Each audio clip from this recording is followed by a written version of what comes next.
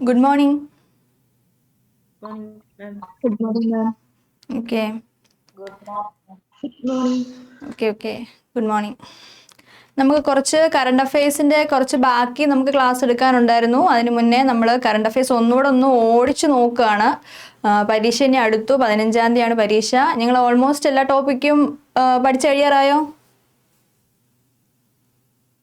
Okay, ma'am. എല്ലാം okay അല്ലേ? Just current affairs മെയിനായിട്ട് പറഞ്ഞോ.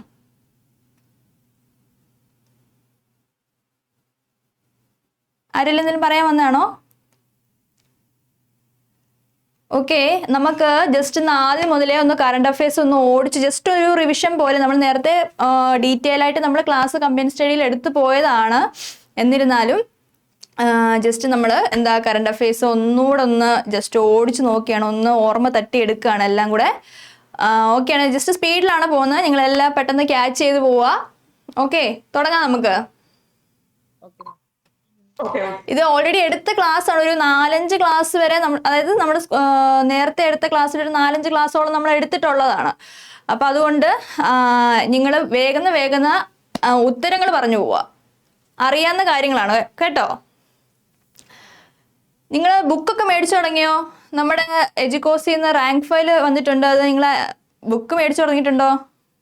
നോട്ട്സ് മേടിച്ചായിരുന്നു മാഡം. അത് എന്തായാലും ഒരു ദിവസത്തിനുള്ളിൽ നിങ്ങൾക്ക് കിട്ടും കേട്ടോ.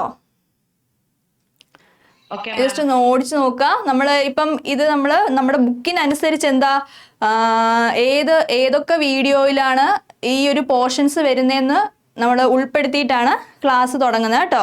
അപ്പോൾ ആദ്യം നമ്മൾ വയനാട് ദുരന്തമാണ് പറഞ്ഞത്. വയനാട് ദുരന്തം പറയുന്നത് ഏതാ, ഈ ഒരു പാത്ത് തന്നിരിക്കുന്നത് കണ്ടോ? ഈ പാത്ത് എന്തിനാണ് തന്നിരിക്കുന്നത്? നമ്മുടെ ആപ്പിൽ കറക്റ്റായിട്ട് വീഡിയോ ക്ലാസ് എവിടെയായിരിക്കുന്നതെന്ന് കറക്റ്റായിട്ട് തന്നിരിക്കുക. വീഡിയോ ക്ലാസ് എടുക്കുക, അതിനകത്ത് റെക്കോർഡഡ് വീഡിയോ ക്ലാസ് എടുക്കുക, അതിനകത്ത് CSEB ന്യൂ ബാച്ചിൽ CSEB GK current affairs video 1-നകത്താണ് നമ്മൾ വയനാട് ദുരന്തം കാണിക്കുന്നത്. ഓക്കെ, വയനാട് ദുരന്തത്തെ പറ്റി പറയുന്നത്. ആദ്യം പറഞ്ഞേ, വയനാട് ദുരന്തം ഏത് ദിവസമാണ് നടന്നത്? 2024 ജൂലൈ 30-നാണ് വയനാട് ദുരന്തം നടന്നത്. ഉരുൾപൊട്ടൽ ഉണ്ടായ പ്രധാന സ്ഥലങ്ങൾ നമ്മൾ പറഞ്ഞു, ഏതൊക്കെയാണ്? മുണ്ടക്കൈ, അട്ടമല, കുഞ്ഞോം, ചൂരൽമല, പുഞ്ചിരിമട്ടം അല്ലേ? ജസ്റ്റ് ഓടിച്ചു പോവാണേ. നമ്മൾ പിന്നെ പറഞ്ഞു നമ്മുടെ ഈ വയനാട് ദുരന്തം നടന്ന പഞ്ചായത്ത് ഏതാണ്? മേപ്പാടി പഞ്ചായത്ത്. താലൂക്ക് വൈത്തിരി. ഉരുൾപൊട്ടൽ ഉണ്ടായ പ്രഭവ കേന്ദ്രം എവിടെ നിന്നാണ് ഉരുൾപൊട്ടൽ ഉണ്ടായത്? പുഞ്ചിരിമട്ടം അല്ലേ? പുഞ്ചിരിമട്ടം എന്ന് പറയുന്നത് ഇരുവഴിഞ്ഞിപ്പുഴയുടെ ഉത്ഭവസ്ഥാനമാണ്. അതൊക്കെ നമ്മൾ പറഞ്ഞതാണ്. മുണ്ടക്കൈയും ചൂരൽമലയിലും ഇടയിലൂടെ ഒഴുകുന്ന പുഴയാണ് കള്ളാടിപ്പുഴ. ഈ ഒരു പേര് നോട്ട് ചെയ്ത് വെക്കുക. എന്താ, സ്കൂളിൽ അതായത് ആ ഒരു ദുരന്തത്തില്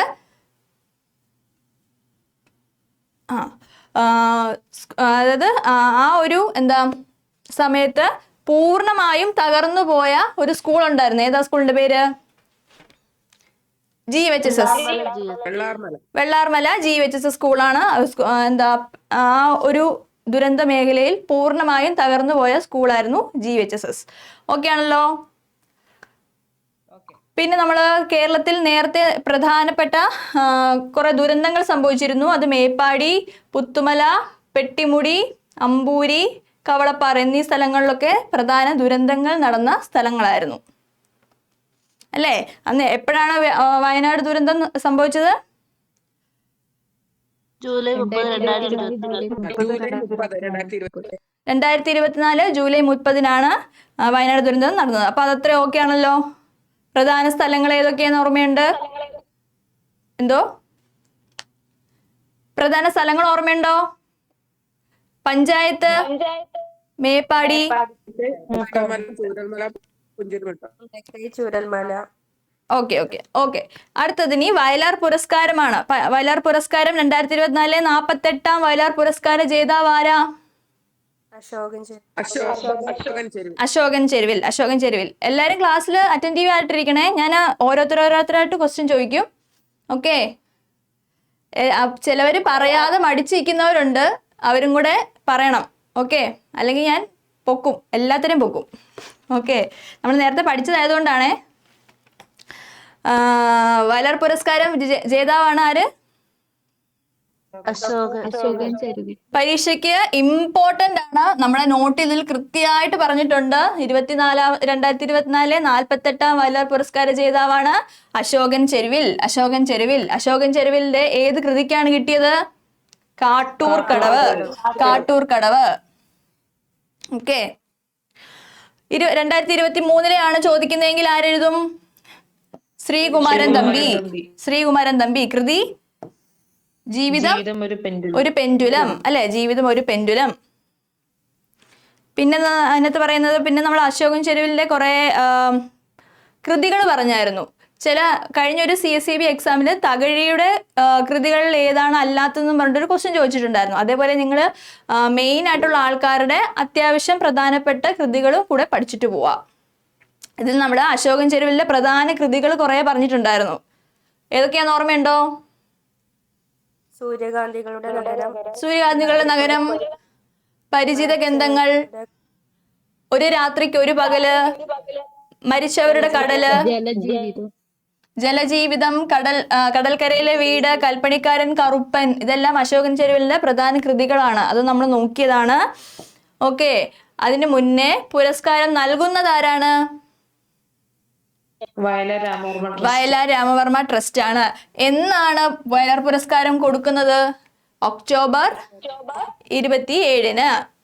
സമ്മാനത്തുക 1,00,000 രൂപയാണ്. ഓർത്തിരിക്കുക, വയലാർ പുരസ്കാരം 1,00,000 രൂപയാണ്. ഓക്കെ, ആദ്യ ജേതാവ്, വയലാർ പുരസ്കാരത്തിന്റെ ആദ്യ ജേതാവ് ആരാ? ലളിതാംബിക അന്തർജനം. ലളിതാംബിക അന്തർജനം. അപ്പൊ അത്തരം കാര്യം ഓക്കെയാണോ?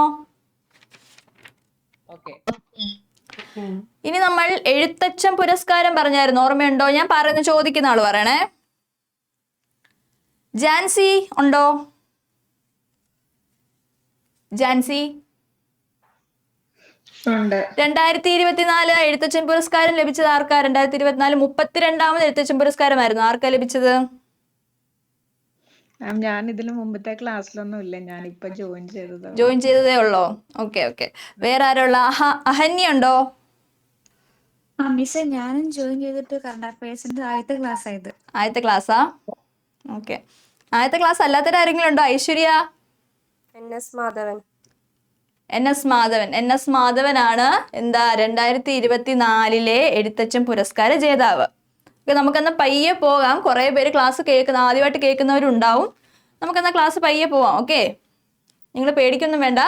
ഇതെല്ലാം നമ്മുടെ നോട്ടിൽ നമ്മുടെ ഇപ്പോഴത്തെ റാങ്ക് ഫയൽ നോട്ടിൽ കൃത്യമായിട്ട് എല്ലാം തന്നിട്ടുണ്ട്. ഏതൊക്കെ വീഡിയോയിലാണ് ഇതൊക്കെ വരുന്നതെന്നും കറക്റ്റായിട്ട് പാത്ത് പറഞ്ഞു പോയിട്ടുണ്ട്. അതുകൊണ്ട് നിങ്ങൾ ശ്രദ്ധിച്ച്, നിങ്ങൾ വിഷമിക്കുകയൊന്നും വേണ്ട, എല്ലാം കൃത്യമായിട്ട് കൊടുത്തിട്ടുണ്ട്. ഓക്കെ, എഴുത്തച്ഛൻ പുരസ്കാരമാണ് നമ്മൾ പറഞ്ഞത്. എഴുത്തച്ഛൻ പുരസ്കാരം 2024, അതായത് 32ാമത് എഴുത്തച്ഛൻ പുരസ്കാരം ലഭിച്ചത് ആർക്കാണ്? NS മാധവൻ അല്ലേ? NS മാധവനാണ് എഴുത്തച്ഛൻ പുരസ്കാരം കിട്ടിയത്. ഏത് കൃതിക്കാണ് കിട്ടിയത്? ഹിഗ്വിറ്റ എന്ന് പറയുന്ന കൃതിക്കാണ് NS മാധവന് 2024 ഏത് പുരസ്കാരം ലഭിച്ചത്? എഴുത്തച്ഛൻ പുരസ്കാരം ലഭിച്ചത്. NS മാധവന്റെ കൃതികളാണ് നമ്മൾ പറയുന്നത്. ചൂളമേടയിലെ ശവങ്ങൾ, ലണ്ടൻ ബത്തേരിയിലെ ലുത്തീനിയകൾ, പിന്നെ ഇതും വൻമരങ്ങൾ വീഴുമ്പോൾ, അതായത് ഇന്ദിരാഗാന്ധിയുടെ വധത്തെക്കുറിച്ച് പരാമർശിക്കുന്ന ഒരു കൃതിയാണ് വൻമരങ്ങൾ വീഴുമ്പോൾ. ഇതെല്ലാം എന്താണ്? കായധരണങ്ങൾ. ഇതൊക്കെ NS മാധവന്റെ കൃതികളാണ്. ഹിഗ്വിറ്റ എന്ന് പറയുന്ന കൃതിക്കാണ് 2024 എഴുത്തച്ഛൻ പുരസ്കാരം NS മാധവന് ലഭിക്കുന്നത്. വയലാർ പുരസ്കാരം ആർക്കാ ലഭിച്ചേ? ഫാത്തിമ.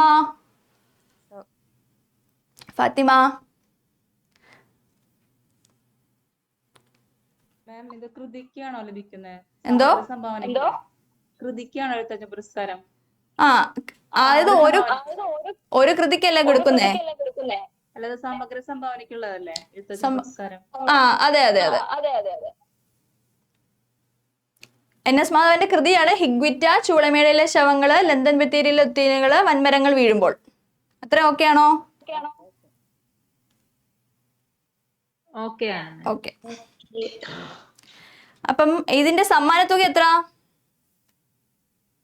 5 ലക്ഷം. 5 ലക്ഷമാണ് എഴുത്തച്ഛൻ പുരസ്കാരത്തിന്റെ സമ്മാനത്തുക.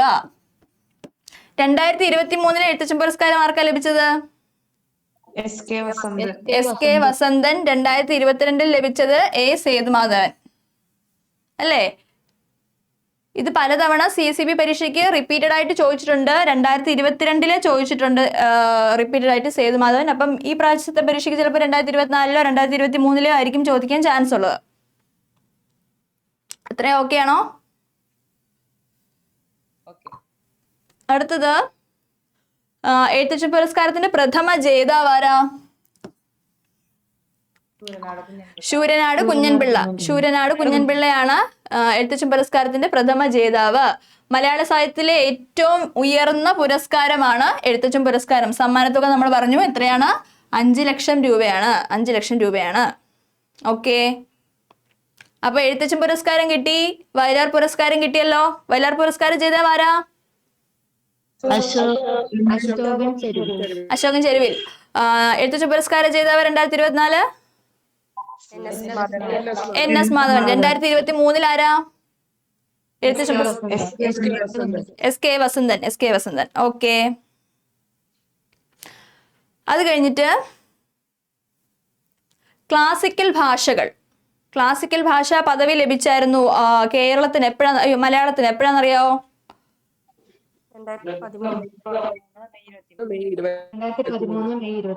2013 മെയ് 23 മലയാളം ഭാഷയ്ക്ക് ക്ലാസിക്കൽ ഭാഷാ പദവി ലഭിച്ചായിരുന്നു. അതായത് ഇപ്പൊ നമുക്ക് കറണ്ട് അഫയേഴ്സ് ആയിട്ട് പഠിക്കാനുള്ളത് പുതിയതായി പദവി ലഭിച്ച എത്ര ഭാഷകളുണ്ട്? ക്ലാസിക്കൽ ഭാഷകള് 2024 പുതിയതായി പദവി ലഭിച്ച 5 ഭാഷകളുണ്ട്. ഏതൊക്കെയാ? ഒരാൾ പറയാവോ? മോഹിത്ത് ഉണ്ടോ? മോഹിത്തിന് അറിയാമോ?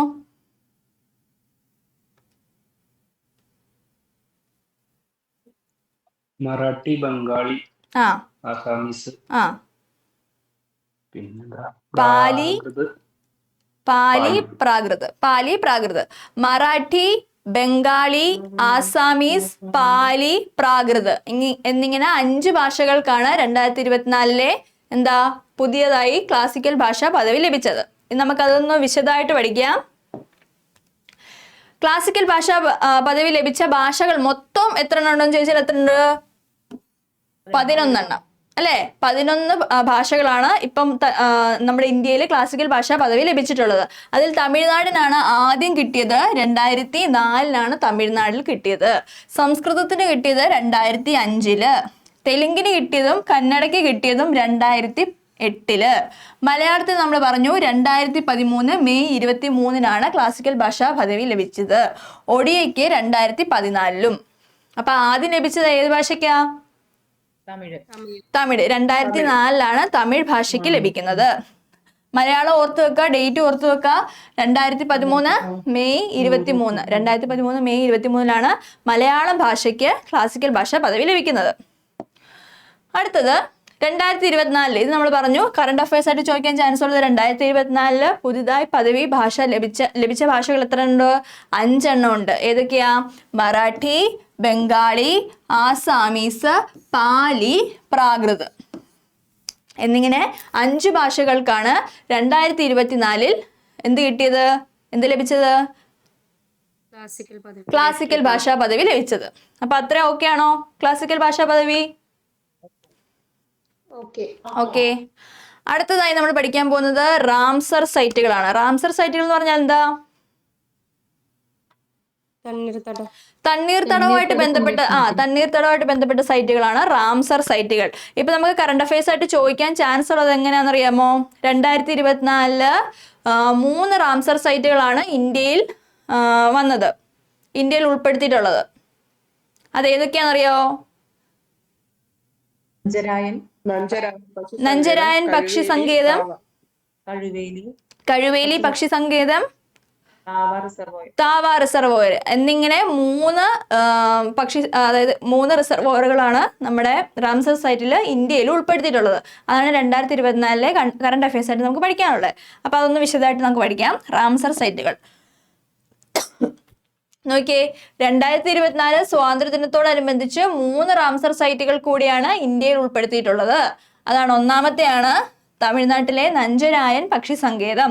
2 കഴുവേലി പക്ഷി സങ്കേതം.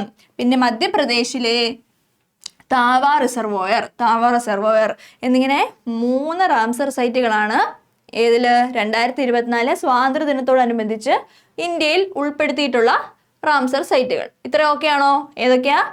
നഞ്ചരായൻ പക്ഷി സങ്കേതം, കഴുവേലി പക്ഷി സങ്കേതം, താവ റിസർവോയർ.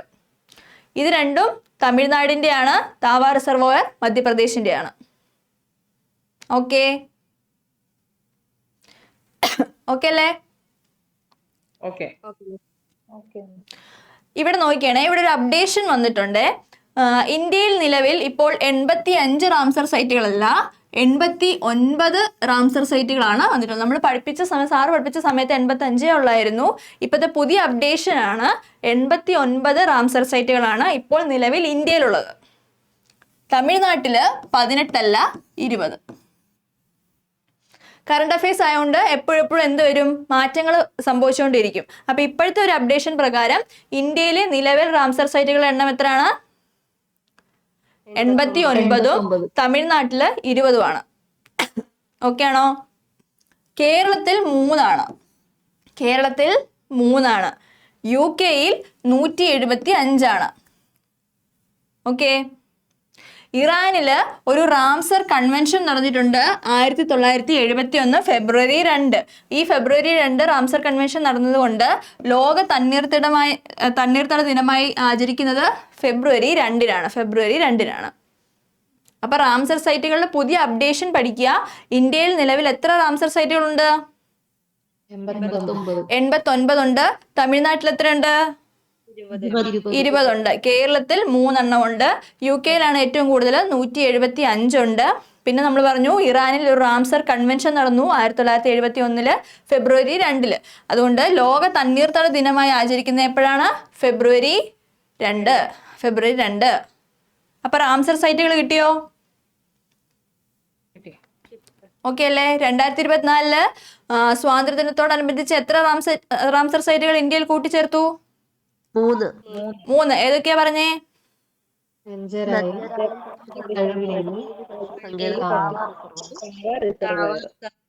ഓക്കെ. ഐശ്വര്യ ആരാ? ഐശ്വര്യയുടെ വീഡിയോ ഓൺ ആണേ, ഓഫ് ചെയ്യണേ. ഓക്കെ. പവിത്ര കൃഷ്ണൻ ഉണ്ടോ? ഒന്ന് പറഞ്ഞേ, ഏതൊക്കെ റാംസർ സൈറ്റുകളാ ഉൾപ്പെടുത്തിയിട്ടുള്ളത്? നഞ്ചരായൻ പക്ഷി സങ്കേതം, ഓക്കെ, കഴുവേലി പക്ഷി സങ്കേതം, ഓക്കെ, താവ റിസർവോയർ. ഓക്കെ. താവ റിസർവോയർ ഏത് സംസ്ഥാനത്താ? മധ്യപ്രദേശ്. ഓക്കെ. ഇനി 2023 തണ്ണീർത്തട പ്രമേയമാണ് നമ്മൾ പറയുന്നത്. തണ്ണീർത്തട പുനഃസ്ഥാപനത്തിന് സമയമായി എന്നാണ് 2023 തണ്ണീർത്തട പ്രമേയം. 2024 പ്രമേയം എന്താണ്? തണ്ണീർത്തടവും മനുഷ്യക്ഷേമവും. ഭൂമിയുടെ വൃക്കകൾ എന്നറിയപ്പെടുന്നത് എന്തിനാണ്? തണ്ണീർത്തടത്തിനെയാണ് ഭൂമിയുടെ വൃക്കകൾ എന്നറിയപ്പെടുന്നത്. തണ്ണീർത്തടത്തെ നമ്മൾ വിശേഷിപ്പിക്കുന്നതാണ് ഭൂമിയുടെ വൃക്കകൾ. അപ്പൊ റാംസർ സൈറ്റുകൾ കിട്ടിയോ? ലോക തണ്ണീർത്തട ദിനം എന്താ? ഫെബ്രുവരി 2. ഓക്കെ. അടുത്ത നമുക്ക് ഗ്രാൻഡ് സ്ലാം ടൂർണമെന്റ് പഠിക്കാം. ഗ്രാൻഡ് സ്ലാം എത്ര ഗ്രാൻഡ് സ്ലാം ഉണ്ട്? 3 4 grand slam tournament. Grand slam 4 എണ്ണമാണുള്ളത്. ഏതൊക്കെയാ? Australian open, US open, Wimbledon,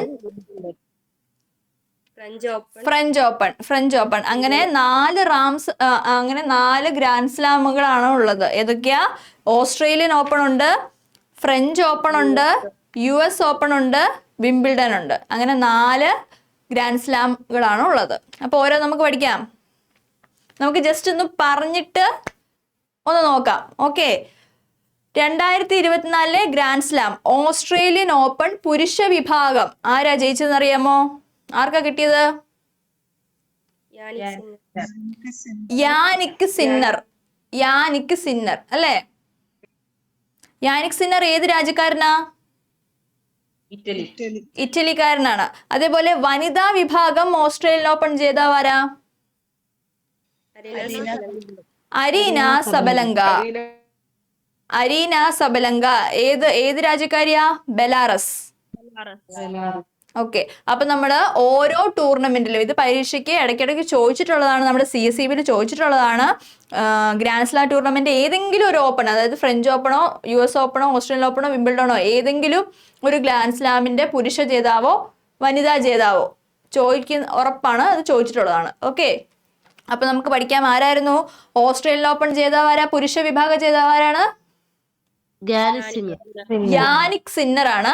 Jannik Sinner ആണ് പുരുഷ വിഭാഗ ജേതാവ്, ഇറ്റലിക്കാരനാണ്. വനിതാ വിഭാഗ ജേതാവ് ആരാണ്? Arena Sabalenka. Aryna Sabalenka. Okay. ഈ ഓസ്ട്രേലിയൻ ഓപ്പണിലെ പുരുഷ ഡബിൾസ് ഉണ്ട്. പുരുഷ ഡബിൾസിൽ ആർക്കൊക്കെയാണ് ഫസ്റ്റ് കിട്ടിയത്? ആർക്കാണ് ഫസ്റ്റ് കിട്ടിയത്? ഡബിൾസ് എന്ന് പറയുമ്പോൾ രണ്ടുപേരുണ്ടാവല്ലോ. ഇതൊരാള്, ഇത് രണ്ടുപേര്, രണ്ടാമത്തെ ആള്. ആരാ പുരുഷ ഡബിൾസിലെ ജേതാവ് ആരൊക്കെയാണ്? രോഹൻ ബൊപ്പണ്ണയും മാത്യു എബ്ഡനും. രോഹൻ ബൊപ്പണ്ണയും മാത്യു എബ്ഡനുമാണ് പുരുഷ ഡബിൾസിലെ ജേതാവ്. ഈ രോഹൻ ബൊപ്പണ്ണയ്ക്ക് ഒരു പ്രത്യേകതയുണ്ട്. എന്താ? ഏറ്റവും പ്രായം കൂടിയ മത്സര ഇനത്തിൽ ഏറ്റവും പ്രായം കൂടിയ വ്യക്തിയായിരുന്നു ആര്? രോഹൻ ബൊപ്പണ്ണ. ഏത് രാജ്യക്കാരനാണ്? നമ്മുടെ നമ്മുടെ ഇന്ത്യയിലെ രാജ്യക്കാരനാണ്. ആര്? രോഹൻ ബൊപ്പണ്ണ. 43 വയസ്സായിരുന്നു അദ്ദേഹത്തിന്. ജേതാവായ സമയത്തെ വയസ്സ് 43 അതേപോലെ മാത്യു എബ്ഡനും രോഹൻ ബൊപ്പണ്ണയ്ക്കുമാണ് പുരുഷ ഡബിൾസില് വിജയം കൈവരിച്ചത്. അപ്പൊ ഓസ്ട്രേലിയൻ ഓപ്പൺ കിട്ടിയോ? ആരാണ് പുരുഷ ജേതാവ്? വനിതാ ജേതാവ് അരീന സബലങ്ക. Aryna Sabalenka. പുരുഷ ഡബിൾസില് ആർക്കൊക്കെ കിട്ടിയത്? രോഹൻ ബൊപ്പണ്ണയ്ക്കും മാത്യു എബ്ഡനും. ഓക്കെ. അടുത്ത് നമ്മള് ഗ്രാൻഡ് സ്ലാം കിരീടം, അത് നമ്മൾ പറഞ്ഞു. രോഹൻ ബൊപ്പണ്ണയുടെ വിശേഷണം പറഞ്ഞായിരുന്നു നമ്മള്. ഗ്രാൻഡ് സ്ലാം കിരീടം നേടുന്ന ഏറ്റവും പ്രായം കൂടിയ പുരുഷ താരമാണ് ആര്? രോഹൻ ബൊപ്പണ്ണ. അങ്ങനെ ചിലപ്പോൾ പരീക്ഷയ്ക്ക് ചോദിക്കാൻ ചാൻസ് ഉണ്ട്. അടുത്തത് ഇനി നമ്മൾ പഠിക്കാൻ പോകുന്നത് ഫ്രഞ്ച് ഓപ്പൺ ആണ്. French Open. ഓസ്ട്രേലിയൻ ഓപ്പൺ കഴിഞ്ഞു, ഇനി ഫ്രഞ്ച് ഓപ്പൺ ആണ്. ഫ്രഞ്ച് ഓപ്പണിലെ പുരുഷ വിഭാഗ ജേതാവ് ആരാണ്? Carlos Alcaraz. ആരാ? Carlos Alcaraz. കാർലോസ് അൽക്കാരസ് ആണ് പുരുഷ വിഭാഗ ജേതാവ്. സ്പെയിൻകാരനാണ്. നമ്മുടെ ഫ്രഞ്ച് ഓപ്പൺ വനിതാ വിഭാഗ ജേതാവ് ആരാണ്? ഇഗാ സ്വീടെക്. പോളണ്ടുകാരിയാണ്. ഇഗാ സ്വീടെക് പോളണ്ടുകാരിയാണ്. അപ്പൊ ഫ്രഞ്ച് ഓപ്പൺ കിട്ടിയോ? ഫ്രഞ്ച് ഓപ്പൺ ആരൊക്കെയാ പുരുഷ വിഭാഗ ജേതാവ്? കാർലോസ് അൽക്കാരസും വനിതാ വിഭാഗ ജേതാവ് ആരാണ്? ഇഗാ സ്വീടെക് പോളണ്ടുകാരിയാണ്. അടുത്ത ഓപ്പൺ ഏതാ? വിംബിൾഡൺ. വിംബിൾഡന്റെ പുരുഷ വിഭാഗ ജേതാവ് കാർലോസ് അൽക്കാരസ്. ഈ കാർലോസ് അൽക്കാരസ് നമ്മൾ മുമ്പേ പറഞ്ഞല്ലോ. ഏതാ കിട്ടിയത്? ഫ്രഞ്ച് ഓപ്പണിലെ പുരുഷ വിഭാഗവും വിംബിൾഡന്റെ പുരുഷ വിഭാഗവും ഒരാൾക്ക് തന്നെയാണ് കിട്ടിയത്. ആർക്കാ? Carlos Alcaraz. അപ്പൊ അത് പഠിക്കാൻ ബുദ്ധിമുട്ടില്ലല്ലോ. ഫ്രഞ്ച് ഓപ്പണും വിംബിൾഡണും ഒരാൾക്ക് തന്നെയാണ് കിട്ടിയത്. ആർക്കാ? കാർലോസ് അൽക്കാരസിന് തന്നെയാണ് കിട്ടിയത്. വനിതാ വിഭാഗം ആർക്കാ കിട്ടിയത്? ബാർബറ കെജ്രിക്കോവയ്ക്കാണ് വിംബിൾഡൺ കിട്ടിയത്. വിംബിൾഡൺ കിട്ടിയത് ബാർബറ കെജ്രിക്കോവ. ചെക്ക് റിപ്പബ്ലിക്കാണ് ബാർബറ കെജ്രിക്കോവയുടെ രാജ്യം. അടുത്ത നമ്മൾ പറയാം US ഓപ്പൺ. US ഓപ്പണിലെ പുരുഷ വിഭാഗം കിട്ടിയത് യാനിക് സിന്നറിനാണ്. യാനിക് സിന്നറിന് എവിടെ കിട്ടി? നമ്മൾ നേരത്തെ ഓസ്ട്രേലിയൻ ഓപ്പൺ അല്ലേ? നോക്കിയേ, ഓസ്ട്രേലിയയിലെ പുരുഷ വിഭാഗം യാനിക് സിന്നർ ആണ്. അതേപോലെ അടുത്തത് ഏതാ? US ഓപ്പണും പുരുഷ വിഭാഗം ആർക്കാണ്? Aryna Sabalenka. വനിതയ്ക്ക് അരീന സബലങ്ക. പുരുഷ വിഭാഗം യാനിക് സിന്നർ. യാനിക് സിന്നറിന്റെ കാര്യമല്ല നമ്മൾ പറയുന്നേ. യാനിക് സിന്നറിന് എത്ര ഗ്രാൻഡ് സ്ലാം കിട്ടി? 2 യാനിക് സിന്നറിന് കിട്ടിയത് US ഓപ്പണും ഓസ്ട്രേലിയൻ ഓപ്പണും. കാർലോസ് അൽക്കാരസിന് കിട്ടിയത് ഏതൊക്കെ ഗ്രാൻഡ് സ്ലാം കിട്ടിയേ? വിംബിൾഡണും ഫ്രഞ്ച് ഓപ്പണും വിംബിൾഡണും. ഇനി നോക്കിയേ, അരീന സബലങ്ക നമ്മൾ നേരത്തെ പറഞ്ഞല്ലോ. അരീന സബലങ്ക എവിടെ പറഞ്ഞത്? ഓസ്ട്രേലിയ വനിത. ഓസ്ട്രേലിയ വനിത. ഓസ്ട്രേലിയ വനിത അരീന സബലങ്ക. പിന്നെന്താ, ഏത് കിരീടം കിട്ടിയത്? US open. US open. അപ്പൊ അരീന സബലങ്ക കിട്ടിയത് US-ഉം ഓസ്ട്രേലിയനും അല്ലയോ? യാനിക് സിന്നറിനും അത് തന്നെയല്ലേ കിട്ടിയേ? US-ഉം ഓസ്ട്രേലിയനും യാനിക് സിന്നറിന് കിട്ടി പുരുഷ വിഭാഗം. കാർലോസ് അൽക്കാരസിന് എന്തൊക്കെ കിട്ടി? ഫ്രഞ്ചും വിംബിൾഡണും. വിംബിൾഡണും ഫ്രഞ്ചും അല്ലേ? പഠിക്കാൻ ബുദ്ധിമുട്ടില്ലല്ലോ? ഇല്ല. ഓക്കെ. അപ്പൊ അത്രയും 4 ഗ്രാൻഡ് സ്ലാമും കിട്ടിയോ നിങ്ങൾക്ക്? ഓസ്ട്രേലിയൻ ഓപ്പൺ പറഞ്ഞ ഓസ്ട്രേലിയൻ ഓപ്പൺ പുരുഷ വിഭാഗം ആർക്കൊക്കെ കിട്ടിയത്?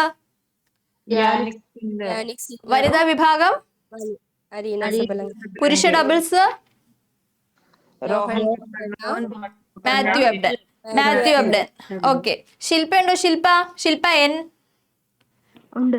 വിംബിൾഡൺ പുരുഷ വിഭാഗം ആർക്കാ കിട്ടിയത്? Carlos Alcaraz. ഓക്കെ. അനഘ ഉണ്ടോ? അനഘ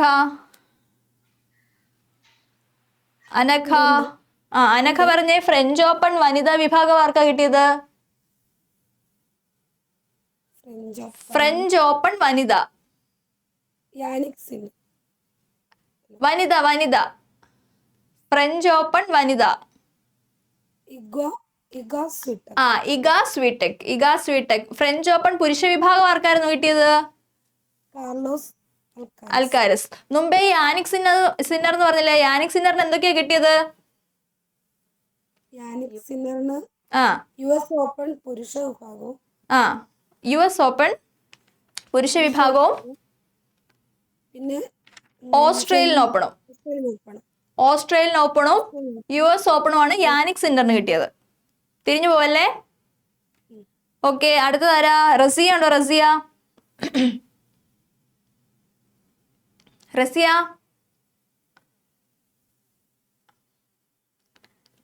ലെഫ്റ്റ് ആയോ? വന്ദന ഉണ്ടോ? US ഓപ്പൺ പറഞ്ഞേ. US ഓപ്പണിന്റെ പുരുഷ വിഭാഗ ജേതാവാരാ? വന്ദന. US ഓപ്പൺ പുരുഷ വിഭാഗ ജേതാവ്. അതായിരിക്കും ചിലപ്പോ പരീക്ഷയ്ക്ക് ചോദിക്കുന്നത്. വന്ദന പറഞ്ഞോ? കേക്കുന്നില്ലേ?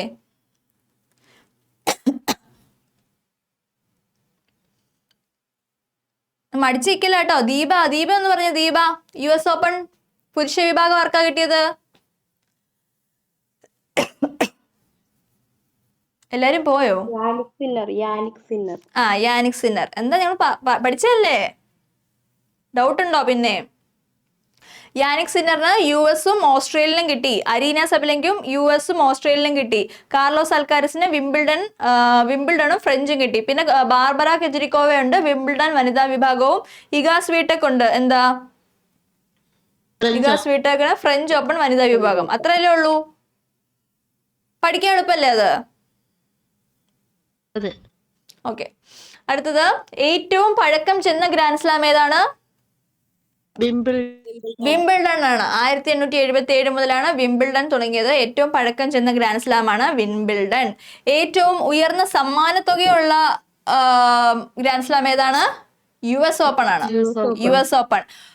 പിന്നെ ഇത് അറിയാലോ. ഗ്രാൻഡ് സ്ലാം എന്ന് പറഞ്ഞ എന്താ? ടെന്നീസ് അല്ലേ? ടെന്നീസ് കളിയാണെന്ന് എല്ലാവർക്കും അറിയാലോ. അത് ഓരോ കോർട്ടിലാണ് നടക്കുന്നത്. പുൽകോർട്ടിൽ നടക്കുന്ന ഗ്രാൻഡ് സ്ലാം ഏതാ?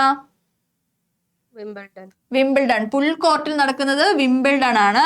കളിമൺ കോർട്ടിൽ നടക്കുന്ന ഗ്രാൻഡ് സ്ലാം ആണ് ഫ്രഞ്ച് ഓപ്പൺ. അതേപോലെ ഹാർഡ് കോർട്ടിൽ നടക്കുന്ന വിംബിൾഡൺ ആണ് ഓസ്ട്രേലിയൻ ഓപ്പണും US ഓപ്പണും. ഓക്കെ. ജസ്റ്റ് ഒരു അറിവിന് വേണ്ടി പറഞ്ഞാണ്. പരീക്ഷയ്ക്ക് അങ്ങനെ ചോദിക്കുമെന്ന് തോന്നുന്നില്ല. കൂടുതലും ചോദിച്ചു കണ്ടിട്ടുള്ളത് 2024 ഫ്രഞ്ച് ഓപ്പൺ ജേതാവ് ആരാണ്, അല്ലെങ്കിൽ വിംബിൾഡൺ ജേതാവ് ആരാണ്, കൂടുതലും അങ്ങനെയാണ് ചോദിച്ചിട്ടുള്ളത്. ഒത്തിരി അകത്തോട്ടൊന്നും ചോദിച്ചിട്ടില്ല കൂടുതലായിട്ടും. പക്ഷെ നിങ്ങൾ ഓർത്ത് വെക്കുക, പുൽകോർട്ടിൽ നടക്കുന്ന ഗ്രാൻഡ് സ്ലാം ആണ് വിംബിൾഡൺ, കളിമൺ കോർട്ടിൽ നടക്കുന്നതാണ് ഫ്രഞ്ച് ഓപ്പൺ, ഹാർഡ് കോർട്ടിൽ നടക്കുന്നതാണ് ഓസ്ട്രേലിയൻ ഓപ്പണും US ഓപ്പണും. അത്രയും കിട്ടിയോ? ഗ്രാൻഡ് സ്ലാം ടൂർണമെന്റ് കഴിഞ്ഞു. ഓക്കെ അല്ലേ? അത് അത്ര ഓക്കെ അല്ലേ?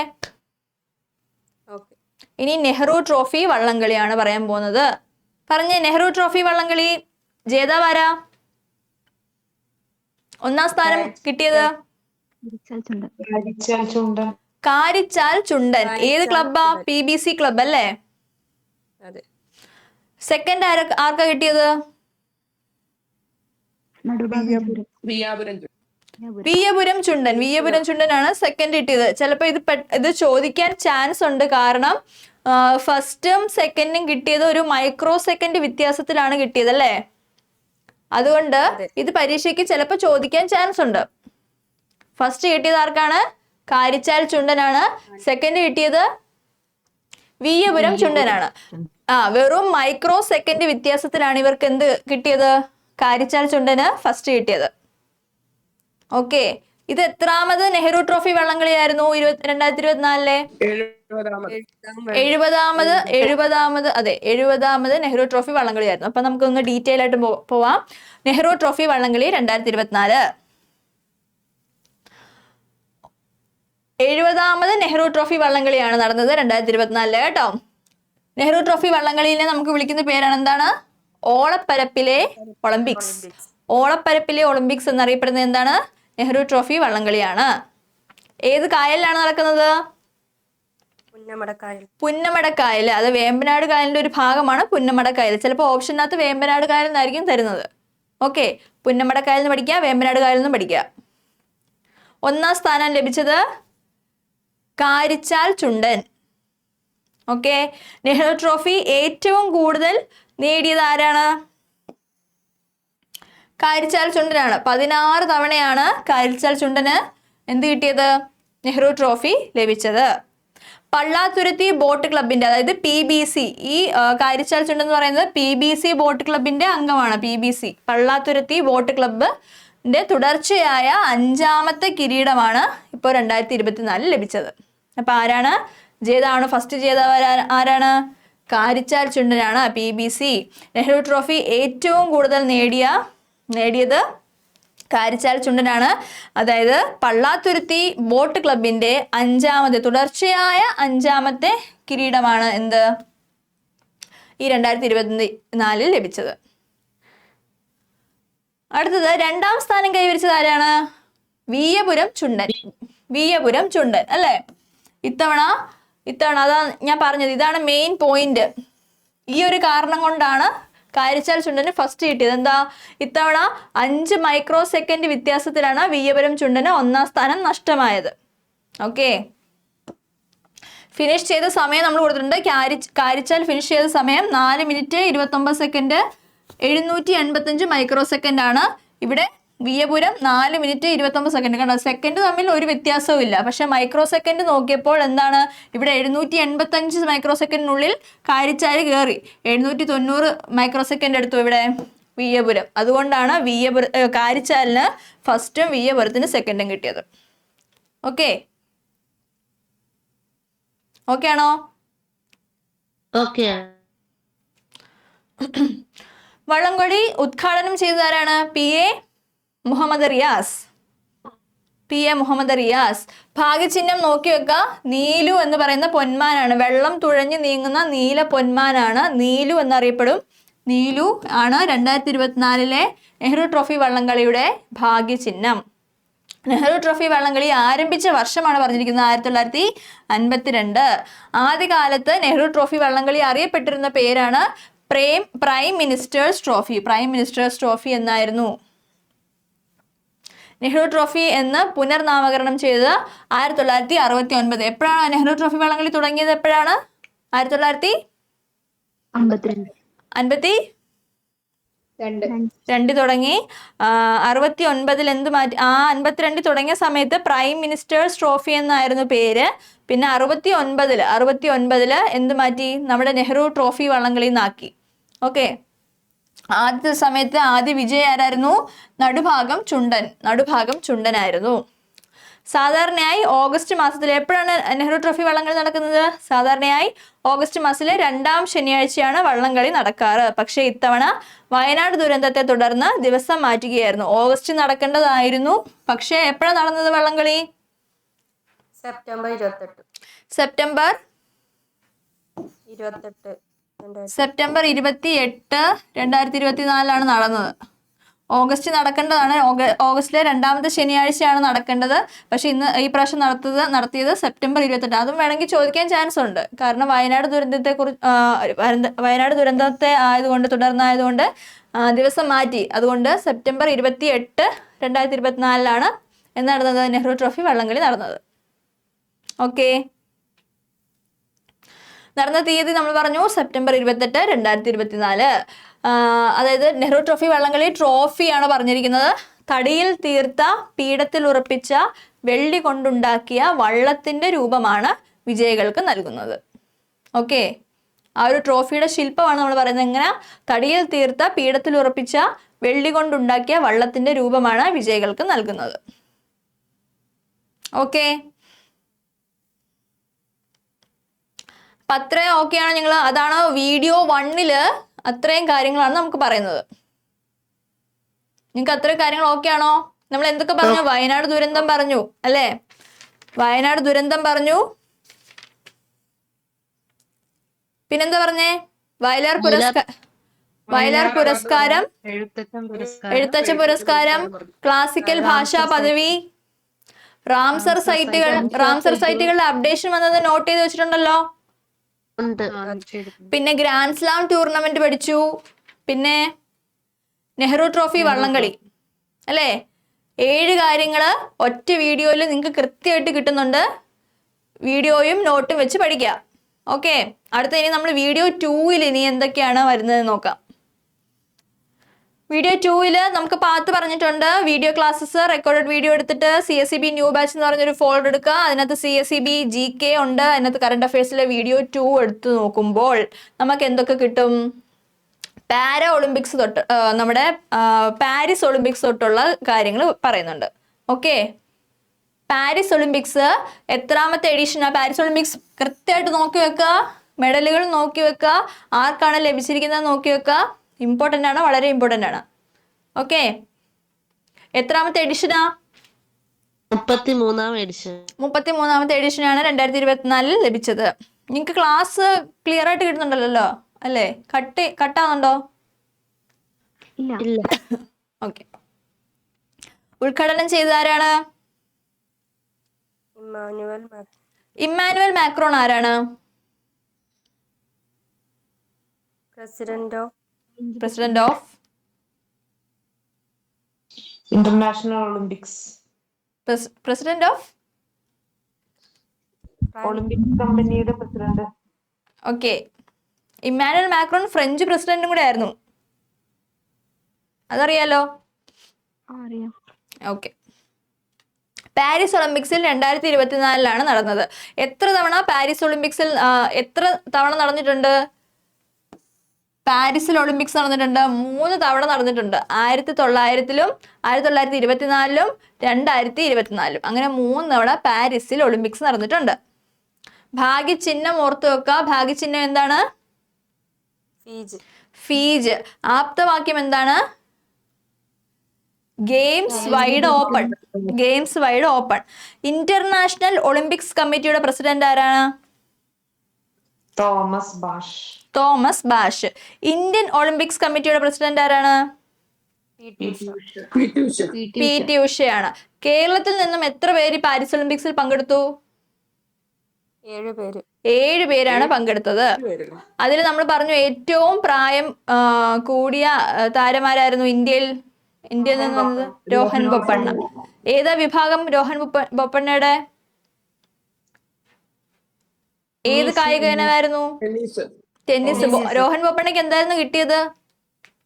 ഗ്രാൻഡ് സ്ലാമിന്റെ ഏത് പുരസ്കാരം?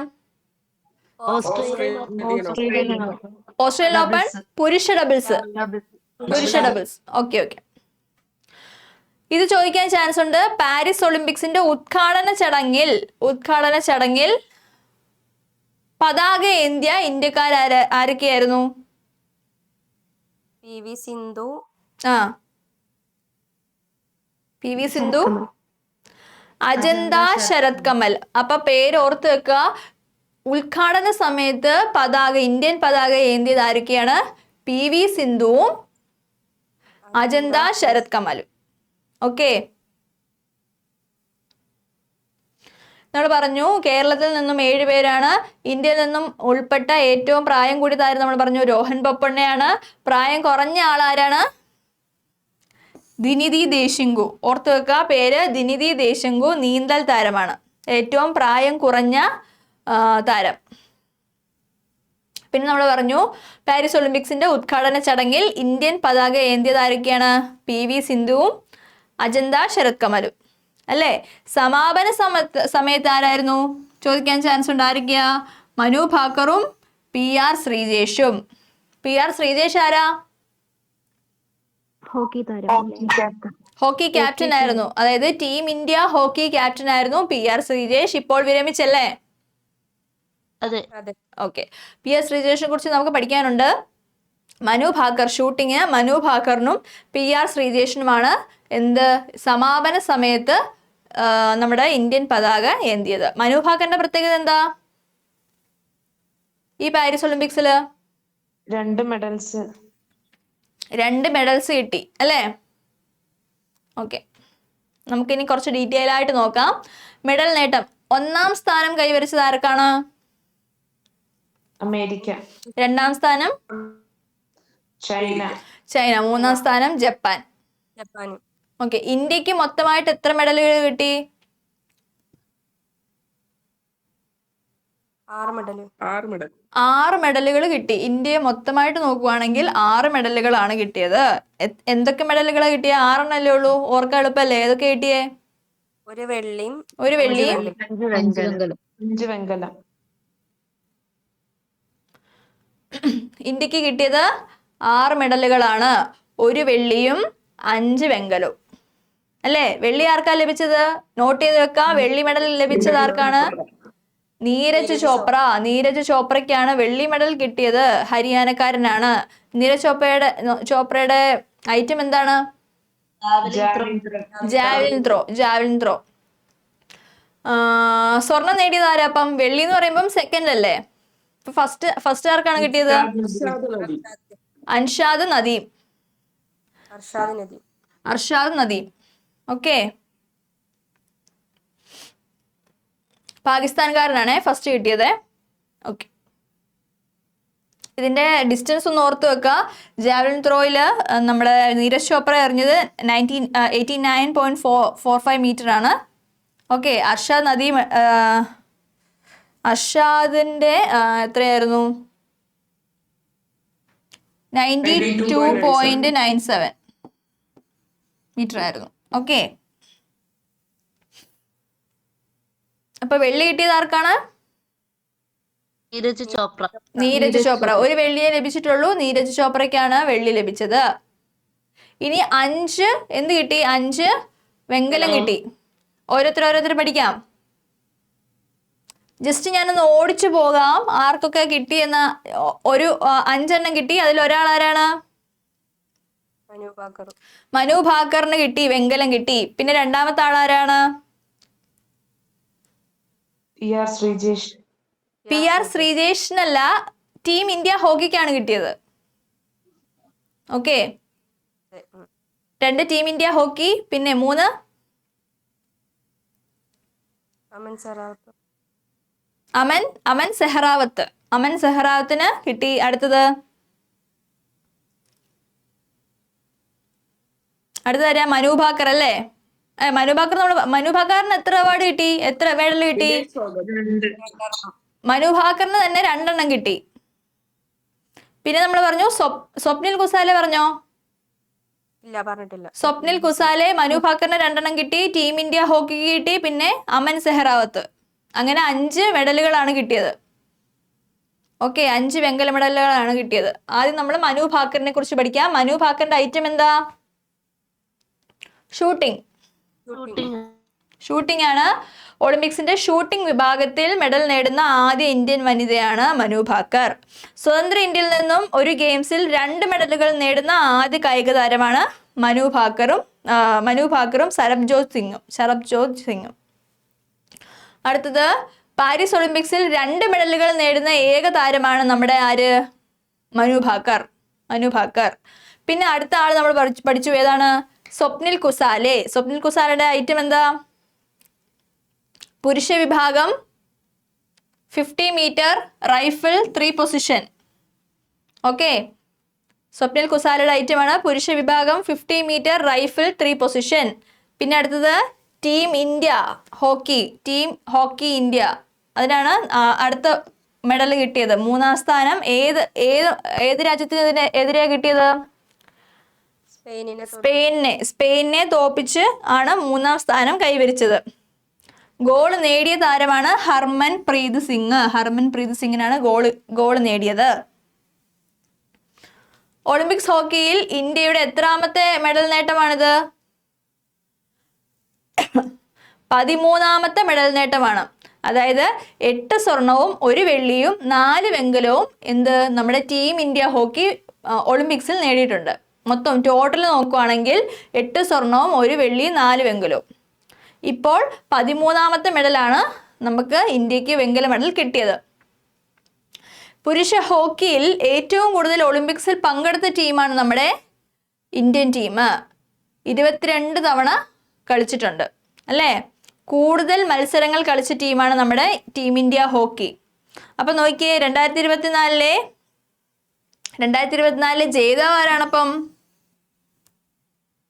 നെതർലാൻഡാണ്. ഫസ്റ്റ്, അതായത് ടീം ഹോക്കിയിൽ ഫസ്റ്റ് കിട്ടിയത് നെതർലാൻഡിനാണ്. സെക്കൻഡ് കിട്ടിയത് ജർമ്മനിക്കാണ്. തേർഡാണ് നമ്മുടെ ആർക്ക് കിട്ടിയത്? ഇന്ത്യക്ക് കിട്ടിയത്.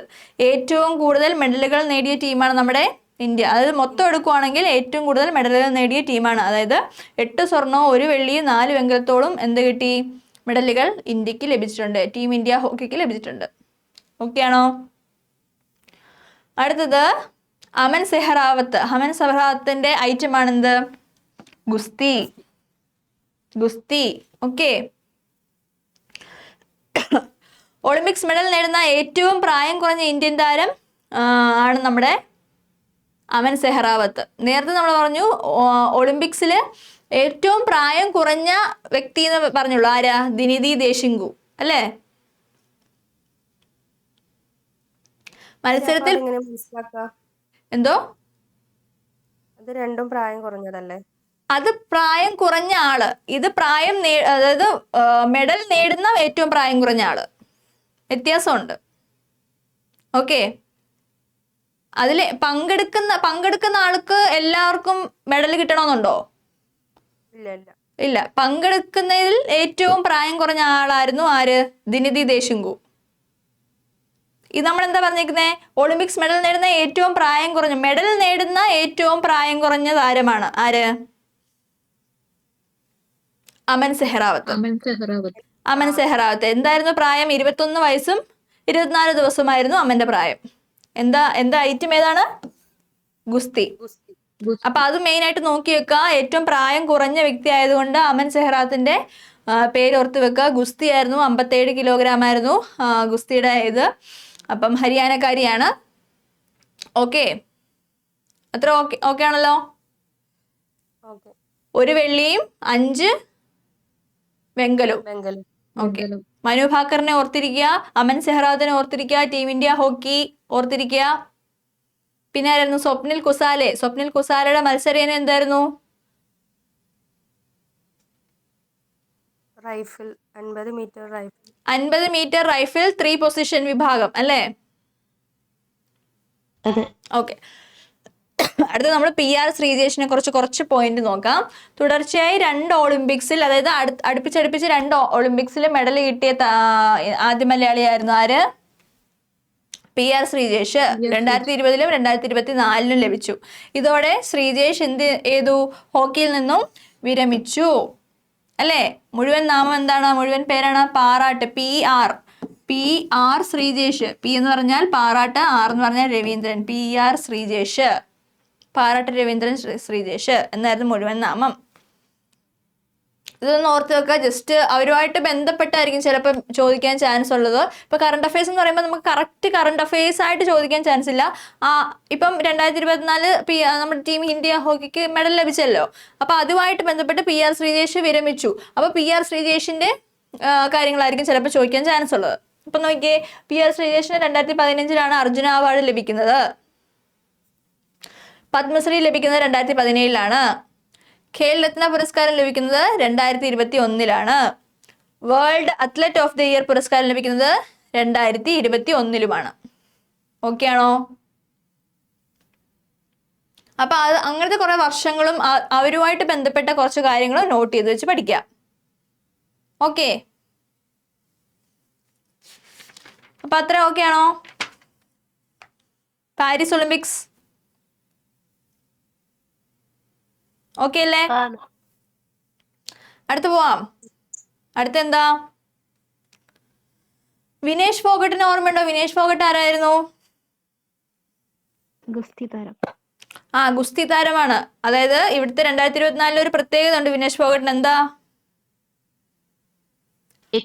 ഒളിമ്പിക്സ് ഗുസ്തി ഫൈനലിൽ കടന്നു. ആ പുള്ളിക്കാരി എന്താ ഫൈനലിൽ കടന്നു, പക്ഷെ മത്സരിക്കാൻ പറ്റിയോ? ഇല്ല, പറ്റിയില്ല.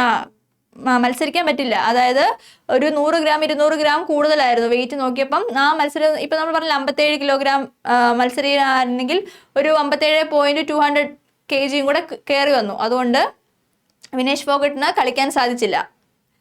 അതുകൊണ്ട് വിനേഷ് ഫോഗട്ടിന്റെ കാര്യം അത് നോക്കിയ തുടർച്ചയായി എന്താ വിനേഷ് ഫോഗട്ടിന് എന്ന് പറഞ്ഞാൽ ഒളിമ്പിക്സ് ഗുസ്തി ഫൈനലിൽ കടക്കുന്ന ആദ്യ ഇന്ത്യൻ വനിതയാണ് നമ്മുടെ വിനേഷ് ഫോഗട്ട്. ഓക്കെ, അതുകൂടെ നോട്ട് ചെയ്ത് വെച്ച് പഠിക്കുക. പാരീസ് ഒളിമ്പിക്സിലെ വേഗരാജാവ് എന്നറിയപ്പെടുന്ന ആരാണ്? നോഹ ലൈൽസ്. നോഹ ലൈൽസ് ആണ് പാരീസ് ഒളിമ്പിക്സിലെ വേഗരാജാവ് എന്നറിയപ്പെടുന്നത്. വേഗറാണി ആരാണ്? Julius Alfred. ജൂലിയസ് ആൽഫ്രഡ് ആണ് വേഗറാണി. ഓക്കെ, അന്താരാഷ്ട്ര ഒളിമ്പിക്സ് ദിനമായി ആചരിക്കുന്നത് ജൂൺ 23. തണ്ണീർത്തട ദിനം എന്നായിരുന്നു? ഫെബ്രുവരി 2. ഇതെന്താ പറഞ്ഞത് നമ്മള്? അന്താരാഷ്ട്ര ഒളിമ്പിക്സ് ദിനം, international Olympics day. International Olympics day എന്നാണ്? ജൂൺ 23. ഓക്കെ, ഇനിയും കുറച്ച് നമുക്ക് 70ാമത് ദേശീയ ചലച്ചിത്ര പുരസ്കാരം പഠിച്ചാലോ? നിങ്ങൾ കേട്ടിട്ടുള്ളത് ദേശീയ ചലച്ചിത്ര പുരസ്കാരം എന്ന് പറയുമ്പോൾ നാഷണൽ ആണ് അല്ലേ? 2022 ആർക്കാ ലഭിച്ചെന്നറിയാവോ? മികച്ച നടൻ ആരാ? ഋഷഭ് ഷെട്ടി. ഏതാ സിനിമ? കാന്താര എന്ന സിനിമയിലെ ഋഷഭ് ഷെട്ടിക്കാണ് മികച്ച നടനുള്ള പുരസ്കാരം ലഭിക്കുന്നത്. മികച്ച നടി ആരാണ്? നിത്യ മേനോനും മാനസി പരേഖും. നിത്യ മേനോനും മാനസി പരേഖും. നിത്യ മേനോൻ ഏത് സിനിമയ്ക്കാ കിട്ടിയത്?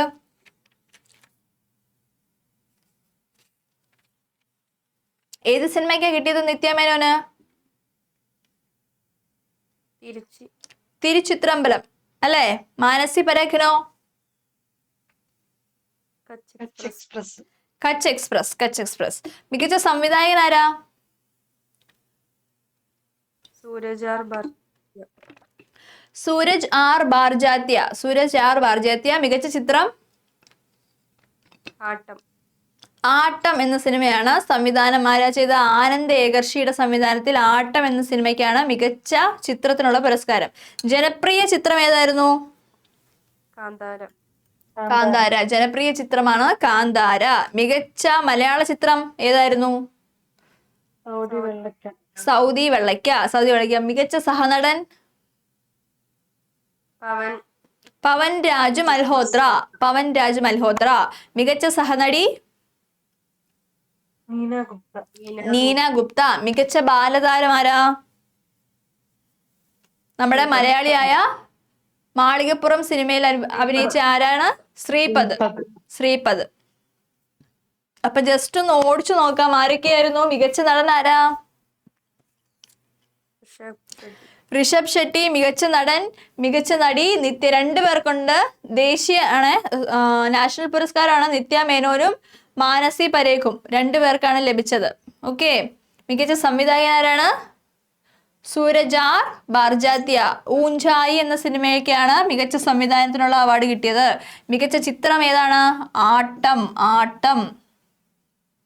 നോട്ട് ചെയ്ത് വെക്കുക. ചോദിക്കുന്നതാണ് ഈ എക്സാമിന് കറക്റ്റ് ആയിട്ട് ഏതെങ്കിലും ഒരു അവാർഡ് ചോദിക്കും. ചരിത്രമായിട്ട് ബന്ധപ്പെട്ട ഏതെങ്കിലും അവാർഡ് ചോദിക്കും, സാഹിത്യമായിട്ട് ബന്ധപ്പെട്ട ഏതെങ്കിലും അവാർഡ് ചോദിക്കാൻ ചാൻസ് ഉണ്ട്.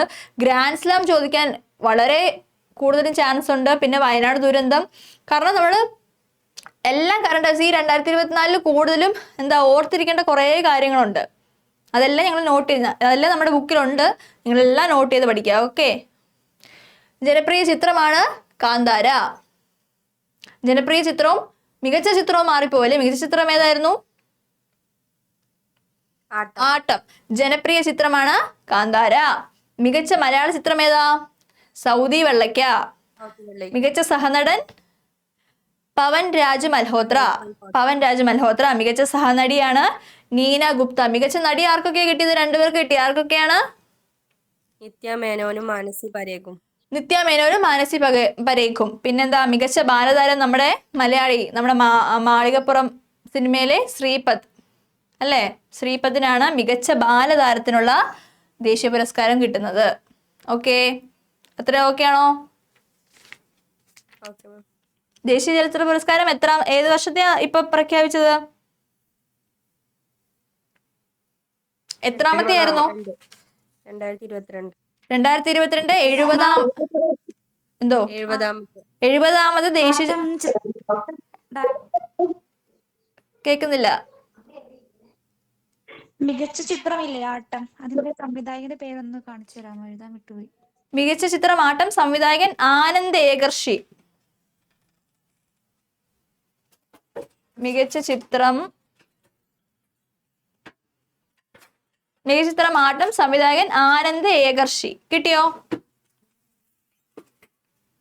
കിട്ടി. ഓക്കെ. അടുത്ത നമുക്ക് ദാദാ സാഹിബ് ഫാൽക്കെ പുരസ്കാരം പറഞ്ഞാലോ? ദാദാ സാഹിബ് ഫാൽക്കെ പുരസ്കാരം ആർക്കാ കിട്ടിയത്? 2022-ലാണ്. 2024 പ്രഖ്യാപിച്ചത് കേട്ടോ. 2024 അല്ല, 2022 പുരസ്കാരമാണ് 2024 പ്രഖ്യാപിച്ചത്. ഓക്കെ. ദാദാ സാഹിബ് ഫാൽക്കെ പുരസ്കാരം 2022 ആർക്കാ ലഭിച്ചത്? മിഥുൻ ചക്രവർത്തി. ഇമ്പോർട്ടന്റ് ആണ്, വളരെ വളരെ വളരെ ഇമ്പോർട്ടന്റ് ആണ്. 2022 ദാദാ സാഹിബ് ഫാൽക്കെ പുരസ്കാരം ലഭിച്ചത് മിഥുൻ ചക്രവർത്തി. 2023 ലഭിച്ചത് വഹീദ റഹ്മാനും 2020 ലഭിച്ചത് ആശാ പരേഖിനുമാണ്. ഓക്കെ. ഇന്ത്യൻ ചലച്ചിത്ര മേഖലയിലെ സമഗ്ര സംഭാവനയ്ക്ക് നൽകുന്ന ഉയർന്ന പുരസ്കാരമാണ് ദാദാ സാഹിബ് ഫാൽക്കെ പുരസ്കാരം. എന്താണ്? ഇന്ത്യൻ ചലച്ചിത്ര മേഖലയിലെ സമഗ്ര സംഭാവനയ്ക്ക് നൽകുന്ന ഏറ്റവും ഉയർന്ന പുരസ്കാരമാണ് ദാദാ സാഹിബ് ഫാൽക്കെ പുരസ്കാരം. നമ്മുടെ എഴുത്തച്ഛൻ പുരസ്കാരം അതേപോലെ ആയിരുന്നു അല്ലേ? എഴുത്തച്ഛൻ പുരസ്കാരത്തിന്റെ സമ്മാന തുക എത്രയായിരുന്നു? 5 ലക്ഷം. അപ്പൊ ദാദാ സാഹിബ് ഫാൽക്കെ പുരസ്കാരത്തിന്റെ എത്രയാണെന്നറിയാമോ? 15 ലക്ഷം. 15 ലക്ഷമാണ് നമ്മുടെ സമ്മാന തുക. 1969 മുതലാണ് ദാദാ സാഹിബ് ഫാൽക്കെ പുരസ്കാരം കൊടുത്തു തുടങ്ങിയത്. ലഭിച്ച ആദ്യ ജേതാവ് ദേവിക റാണി റോറിച്ചാണ്. ആദ്യ മലയാളി ആരാണെന്ന് ചോദിച്ചാൽ അടൂർ ബാലകൃഷ്ണനാണ്. 2004 അടൂർ ബാലകൃഷ്ണന് ലഭിക്കുന്നത്. ഓക്കെ. അപ്പൊ ദാദാ സാഹിബ് ഫാൽക്കെ പുരസ്കാരം കിട്ടിയോ? 2022 ആർക്കാ ലഭിച്ചത്? മിഥുൻ ചക്രവർത്തി. 2021 വഹീദ റഹ്മാൻ. 2020 ആശാ പരേഖ്. ഓക്കെ, അത്രയും കിട്ടിയല്ലോ. ഏറ്റവും ഉയർന്ന സമ്മാന തുകയുള്ള ഇതാണ് എത്രയാ? 15 ലക്ഷം. 15 ലക്ഷം രൂപ. അടുത്ത് നമ്മൾ പറയാൻ പോകുന്നത് 54ാമത് സംസ്ഥാന ചലച്ചിത്ര പുരസ്കാരമാണ്. നേരത്തെ നമ്മൾ പറഞ്ഞത് 2022 70ാമത് ദേശീയ ചലച്ചിത്ര പുരസ്കാരമാണ് നമ്മൾ പറഞ്ഞത്. അതിലെ ഏറ്റവും ബാലതാരത്തിന് ഓർത്തു വെക്കുക ആരായിരുന്നു? ശ്രീപദ്. ഇത് നമ്മൾ പറയാൻ പോകുന്നത് സംസ്ഥാന ചലച്ചിത്ര പുരസ്കാരം 2023. എത്രാമതെയാ? 54ാമത് സംസ്ഥാന ചലച്ചിത്ര പുരസ്കാരമാണ് ഇനി നമ്മൾ പറയാൻ പോകുന്നത്. ജസ്റ്റ് നിങ്ങൾക്ക് അറിയാമായിരിക്കുമല്ലോ, പറഞ്ഞോ. ചോദിക്കട്ടെ, മികച്ച ചിത്രം? കാതൽ ദി കോർ ആരെ സംവിധാനം ചെയ്തെന്ന് അറിയാമോ? ജിയോ ബേബി. ഓക്കെ. ഏറ്റവും മികച്ച ചലച്ചിത്രമാണ് കാതൽ ദി കോർ. മികച്ച സംവിധായകൻ ആരാ? ബ്ലസ്സിയാണ് മികച്ച സംവിധായകൻ. മികച്ച നടൻ ആരാ? പൃഥ്വിരാജ്. നോട്ട് ചെയ്ത് വെച്ചോ, ചിലപ്പോൾ ചോദിക്കാൻ ചാൻസ് ഉള്ളതാണ്. മികച്ച നടൻ ആരാ? പൃഥ്വിരാജ്. ഏത് സിനിമയ്ക്കാ? ആടുജീവിതം. ആടുജീവിതത്തിന് മൊത്തത്തിൽ എത്ര പുരസ്കാരങ്ങൾ ലഭിച്ചെന്നറിയാമോ? 9 പുരസ്കാരങ്ങൾ ലഭിച്ചു. ഓക്കെ, മികച്ച നടിയായിട്ട് എടുക്കപ്പെട്ട ആരാണ് സംസ്ഥാന ചലച്ചിത്ര പുരസ്കാരം 2023? ഉർവശി. രണ്ടുപേരുണ്ട്, ഉർവശി, ബീന ആർ ചന്ദ്രനും. നമ്മുടെ ദേശീയ ചലച്ചിത്ര പുരസ്കാരവും മികച്ച നടിക്ക് 2 പേർക്ക് കിട്ടി. ആർക്കൊക്കെയായിരുന്നു? നിത്യ മേനോനും മാനസി പരേഖിനും 2 പേർക്ക് കിട്ടി. അതേപോലെ സംസ്ഥാന ചലച്ചിത്ര പുരസ്കാരം 2023 മികച്ച നടിക്കുള്ള പുരസ്കാരം 2 പേർക്കാണ് കിട്ടിയത്. ആർക്കൊക്കെയാ? ഉർവശിയും ബീന ആർ ചന്ദ്രൻ 2 പേർക്കാണ് മികച്ച നടിക്കുള്ള പുരസ്കാരം കിട്ടിയത്. മികച്ച രണ്ടാമത്തെ ചിത്രമായിട്ട് തിരഞ്ഞെടുക്കപ്പെട്ട ഏതാ ചലച്ചിത്രം അറിയോ? ഇരട്ട. ആട്ടം എന്തായിരുന്നു? ആട്ടം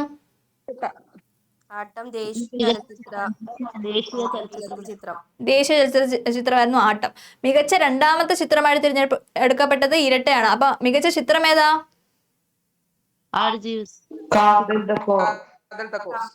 ആടുജീവിതം അല്ല കേട്ടോ, കാതൽ ദി കോറാണ്. ആടുജീവിതത്തിന് മൊത്തം 9 പുരസ്കാരം ലഭിച്ചു. പക്ഷെ മികച്ച ചിത്രമായിട്ട് ആടുജീവിതം അല്ല തിരഞ്ഞെടുക്കപ്പെട്ടത്. ഏത് സിനിമയാണ്? കാതൽ ദി കോറാണ്. ആടുജീവിതത്തിലെ പൃഥ്വിരാജിനാണ് മികച്ച നടനുള്ള പുരസ്കാരം ലഭിക്കുന്നത്. മികച്ച സംവിധായകനായി തിരഞ്ഞെടുക്കപ്പെട്ടത് ആടുജീവിതത്തിലെ ഡയറക്ടറായ ബ്ലസ്സിക്കാണ്. ഓക്കെ,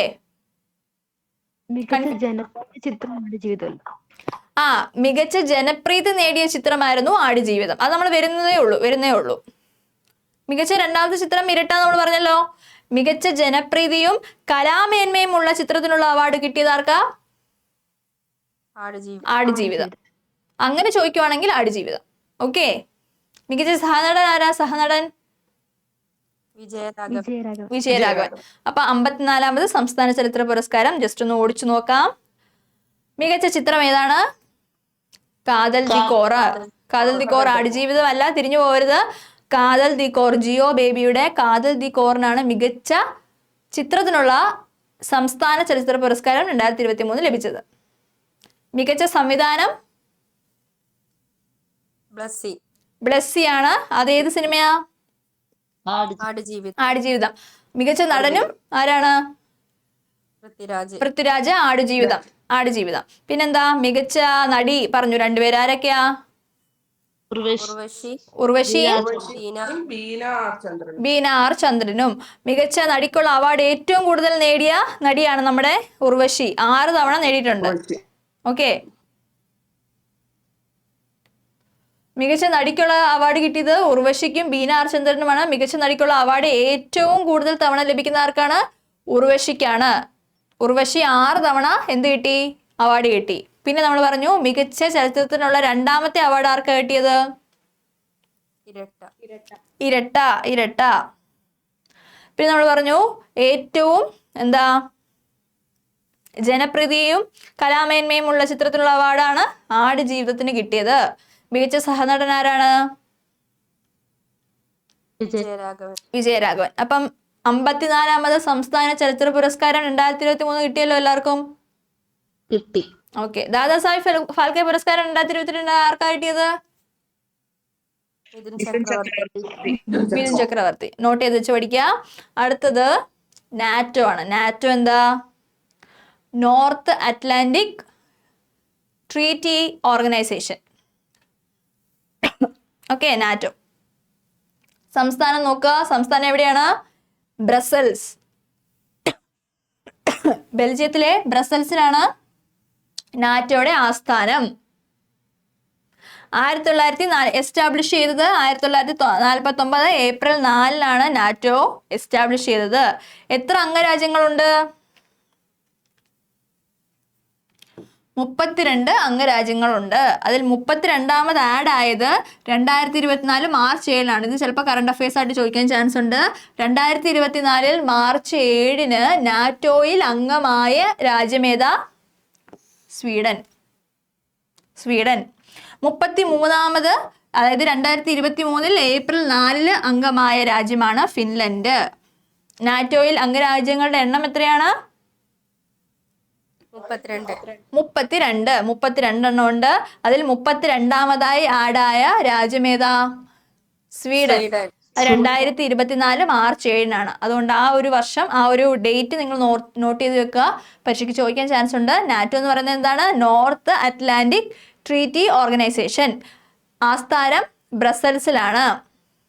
1949 ഏപ്രിൽ 4 മുതലാണ് നാറ്റോ ഓർഗനൈസേഷൻ എസ്റ്റാബ്ലിഷ് ചെയ്തത്. 32 അംഗരാജ്യങ്ങളാണ് ഇപ്പോൾ നാറ്റോയിൽ മെമ്പർഷിപ്പ് ഉള്ളത്. അതിൽ 32ാമത് അംഗമായി ചേർന്നത് ഏതാണ്? സ്വീഡനാണ് 2024 മാർച്ച് 7. അതുപോലെ തന്നെ 31ാമത് രാജ്യമായി തിരഞ്ഞെടുക്കപ്പെട്ടത് ഏതാണ്? ഫിൻലൻഡാണ് 2023 ഏപ്രിൽ 4. ഓക്കെ. നിലവിലെ സെക്രട്ടറി ജനറൽ, അതായത് നാറ്റോയുടെ നിലവിലെ സെക്രട്ടറി ജനറലിന്റെ പേരാണ് ആരാ? Mark Rutte. മാർക്ക് റുട്ടെ നെതർലാൻഡിന്റെ മുൻ പ്രധാനമന്ത്രിയായിരുന്നു. സ്ഥാനമൊഴിഞ്ഞ നാറ്റോ സെക്രട്ടറി ജനറലാണ് ജെൻസ് സ്റ്റോൾട്ടൻബർഗ്. ജെൻസ് സ്റ്റോൾട്ടൻബർഗ് ആണ് സ്ഥാനമൊഴിഞ്ഞ സെക്രട്ടറി ജനറൽ. സ്ഥാനമൊഴിഞ്ഞു കഴിഞ്ഞ് ഇപ്പോൾ നിലവിലെ സെക്രട്ടറി ജനറലാണ് മാർക്ക് റുട്ടെ. നെതർലാൻഡിന്റെ മുൻ പ്രധാനമന്ത്രിയാണ്. നമ്മുടെ റഷ്യ ഉക്രൈൻ യുദ്ധം നടക്കുന്നതിന്റെ ഒരു പ്രധാന കാരണം എന്താണ്? യുദ്ധത്തിന്റെ പ്രധാന കാരണങ്ങൾ ഒന്നാണ് നാറ്റോയിൽ അംഗമാകാനുള്ള ഉക്രൈന്റെ നടപടിക്രമങ്ങളാണ്. അതായത് ഉക്രൈന് നാറ്റോയിൽ അംഗമാകാനുള്ളൊരു ശ്രമം നടത്തി. അത് പക്ഷേ റഷ്യ സമ്മതിച്ചില്ല. അതുകൊണ്ടാണ് റഷ്യയും കൂടുതൽ മെയിനായിട്ടൊരു കാരണം എന്ന് പറയുന്നത്, റഷ്യയും ഉക്രൈൻ യുദ്ധം നടക്കാനുള്ള ഒരു മെയിനായിട്ട് കാരണം യുക്രൈൻ ആണെങ്കിൽ നാറ്റോയിൽ അംഗമാകാനുള്ള ശ്രമങ്ങൾ കുറേ നടത്തി. അതുകൊണ്ട് റഷ്യ അത് സമ്മതിച്ചില്ല. അതാണ് മെയിനായിട്ടുള്ളൊരു യുദ്ധ കാരണം എന്ന് പറയാൻ കാരണം.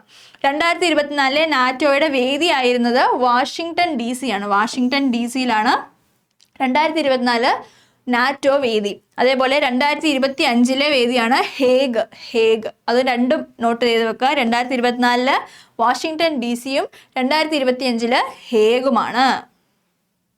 അപ്പൊ അത്ര ഓക്കെ ആണോ? നാറ്റോയുടെ ഫുൾ ഫോം എന്താ? North Atlantic treaty organisation. 2024 March എന്നായിരുന്നു?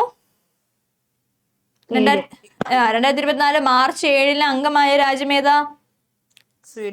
സ്വീഡൻ ആണ്. 2023 അംഗമായ ഏതാണ്? ഫിൻലൻഡ്. ഓക്കെ. അടുത്ത നമുക്ക് വിഴിഞ്ഞം തുറമുഖം പഠിക്കാം. വിഴിഞ്ഞം തുറമുഖം ഉദ്ഘാടനം ചെയ്തത് എന്നാണ്? നോട്ട് ചെയ്ത് വെക്കുക. പരീക്ഷയ്ക്ക് ചോദിക്കാൻ ഇമ്പോർട്ടന്റ് ആണ്. 2023 ഒക്ടോബർ 15. 2023 ഒക്ടോബർ 15 ഔദ്യോഗികമായി വിഴിഞ്ഞം തുറമുഖം ഉദ്ഘാടനം ചെയ്തത്. ഉദ്ഘാടകൻ ആരാണ്? പിണറായി വിജയൻ. നിർമ്മാണം പ്രവർത്തന ചുമതലയുള്ള കമ്പനി ഏതാണ്? അദാനി പോർട്ട്. വിഴിഞ്ഞം ഇന്റർനാഷണൽ സീപോർട്ട്. അതാണ് മുഴുവനും പേര് കേട്ടോ. വിഴിഞ്ഞം ഇന്റർനാഷണൽ സീപോർട്ട്. പിണറായി വിജയനാണ് ഉദ്ഘാടനം ചെയ്തത്. എന്നാ ഉദ്ഘാടനം ചെയ്തത്? 2023 ഒക്ടോബർ 15. അപ്പം വിഴിഞ്ഞം തുറമുഖത്തിന്റെ കുറച്ച് പ്രത്യേകതകളാണ് എന്തൊക്കെ? ഇന്ത്യയിലെ ഏറ്റവും വലിയ ആഴക്കടൽ തുറമുഖമാണ്. അതേപോലെ ഇന്ത്യയിലെ ആദ്യ മദർഷിപ്പ് പോർട്ടാണ്. പിന്നെ ഏറ്റവും ആഴമുള്ള ട്രാൻസ്ഷിപ്മെന്റ് തുറമുഖവുമാണ് നമ്മുടെ വിഴിഞ്ഞം തുറമുഖം. നോട്ട് ചെയ്ത് വെച്ച് പഠിക്കുക.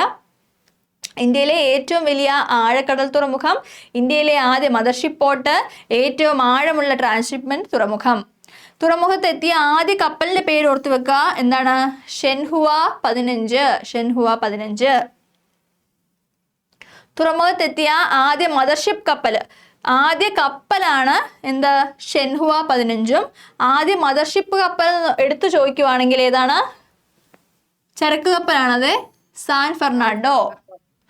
ഫെർണാണ്ടോ. വിഴിഞ്ഞം തുറമുഖം നിർമ്മിക്കാൻ ചെലവഴിച്ച ചിലവാണ് എത്ര? 8867 കോടി രൂപ.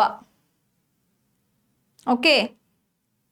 നെയ്യാറ്റിൻകര താലൂക്കിലാണ് നമ്മുടെ വിഴിഞ്ഞം തുറമുഖം ഇരിക്കുന്നത്. ഈ ലൊക്കേഷൻ കോഡിൽ ചെറിയൊരു അപ്ഡേഷൻ ഉണ്ട്, അതും കൂടെ നോട്ട് ചെയ്ത് വെക്കുക. INTRV01. ഇപ്പോൾ ഒരു അപ്ഡേഷൻ വന്നിട്ടുണ്ട്. നമ്മുടെ വിഴിഞ്ഞം തുറമുഖത്തിന്റെ ലൊക്കേഷൻ കോഡ് INTRV01 എന്നാണ്. ഓക്കെ, അത് നോട്ട് ചെയ്തോ. നോട്ട് ചെയ്തോ? നോട്ട് ചെയ്തു. ഓക്കെ. നേരത്തെ ഒരു ഇതുണ്ടായിരുന്നു നമ്മുടെ റാംസർ സൈറ്റുകളുടെ എണ്ണം. ഇന്ത്യയിൽ എത്ര റാംസർ സൈറ്റുകളുണ്ട്? 89. 89. നമ്മുടെ തമിഴ്നാട്ടില് 20. അത് അപ്ഡേഷൻ മതി. ഇതേപോലെ അവിടെ ഒരു അപ്ഡേഷൻ ഉണ്ട്.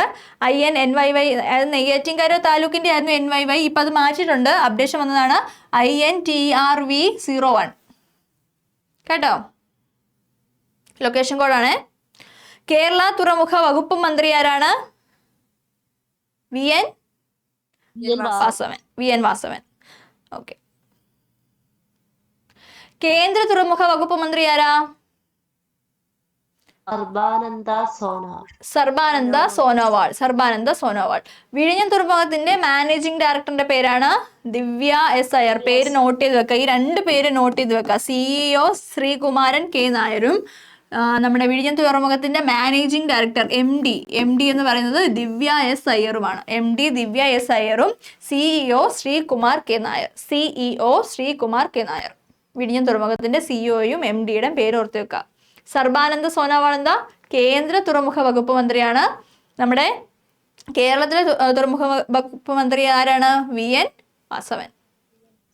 ഓക്കെ. അപ്പൊ വിഴിഞ്ഞം തുറമുഖം കിട്ടിയല്ലോ. പക്ഷേക്ക് ചോദിക്കാൻ ചാൻസ് ഉണ്ട്. എന്നാണ് ഉദ്ഘാടനം ചെയ്തത്? 2023 ഒക്ടോബർ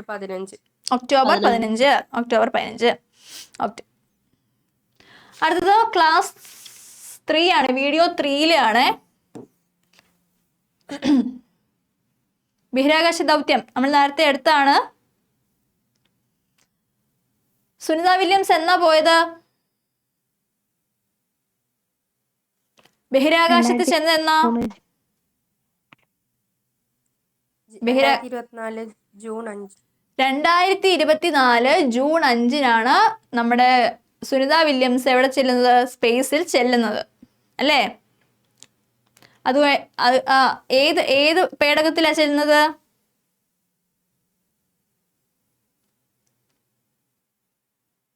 ഏത് പേടകത്തിന്റെ പേര് ഓർമ്മയുണ്ടോ?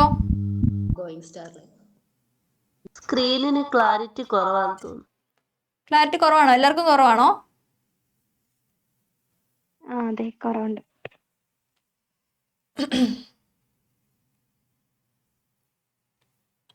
കഴിഞ്ഞ ക്ലാസ്സിന്റെ വരെ ഉണ്ടായിരുന്നോ? ഇതൊക്കെ കാണാമായിരുന്നോ ശരിക്കും?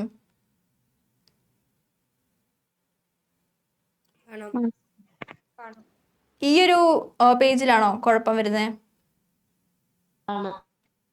ഓക്കെ, ജസ്റ്റ് ഞാനൊന്ന് ഓടിച്ചു പോവാം. ഞാൻ പറഞ്ഞു നോക്കാം കേട്ടോ. സുനിത വില്യംസ് ബഹിരാകാശ ദൗത്യമാണ്. എന്തോ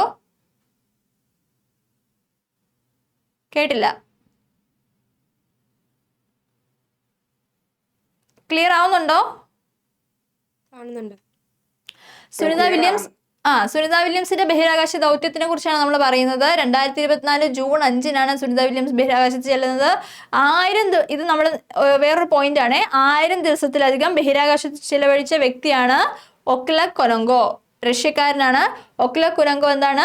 1000 ദിവസത്തിലധികം ബഹിരാകാശത്ത് ചിലവഴിച്ച വ്യക്തിയാണ്. ബഹിരാകാശ നിലയത്തിൽ എത്തുന്ന രണ്ടാമത് ഇന്ത്യൻ വംശജയാണ് ആര്? സുനിത വില്യംസ്. സുനിത വില്യംസിന്റെ 3ാമത് ദൗത്യമാണ് ഇപ്പോൾ സംഭവിച്ചത്. സുനിത വില്യംസിന്റെ സഹചാരി ആരായിരുന്നു? Butch Wilmore. അന്താരാഷ്ട്ര ബഹിരാകാശ നിലയത്തിൽ മനുഷ്യനെ എത്തിക്കുന്ന 2ാമത്തെ സ്വകാര്യ കമ്പനിയാണ് ബോയിങ് സ്റ്റാർലൈനർ. ഈ ബോയിങ് സ്റ്റാർലൈനറിലാണ് ആര് പോയത്? സുനിത വില്യംസും സഹചാരി ആരായിരുന്നു? Butch Wilmore. ആദ്യ കമ്പനി എന്ന് ഉദ്ദേശിക്കുന്നത് അന്താരാഷ്ട്ര ബഹിരാകാശ നിലയത്തിൽ മനുഷ്യനെ എത്തിക്കുന്ന ആദ്യ കമ്പനി ഏതാ? ഇലോൺ മസ്കിന്റെ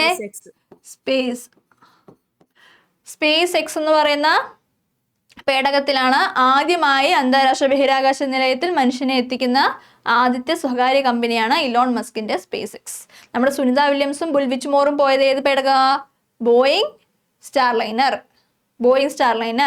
എന്നാ പോയത്? 2024 ജൂൺ 5. ജൂൺ 5.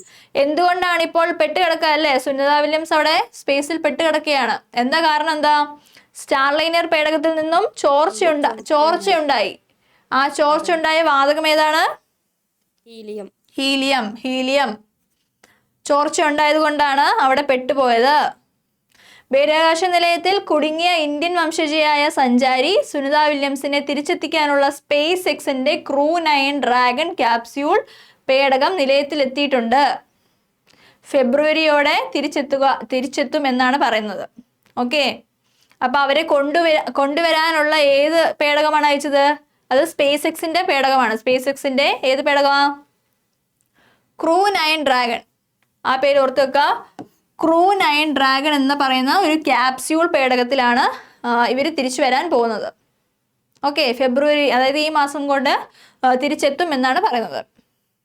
ഓക്കെ ആണോ?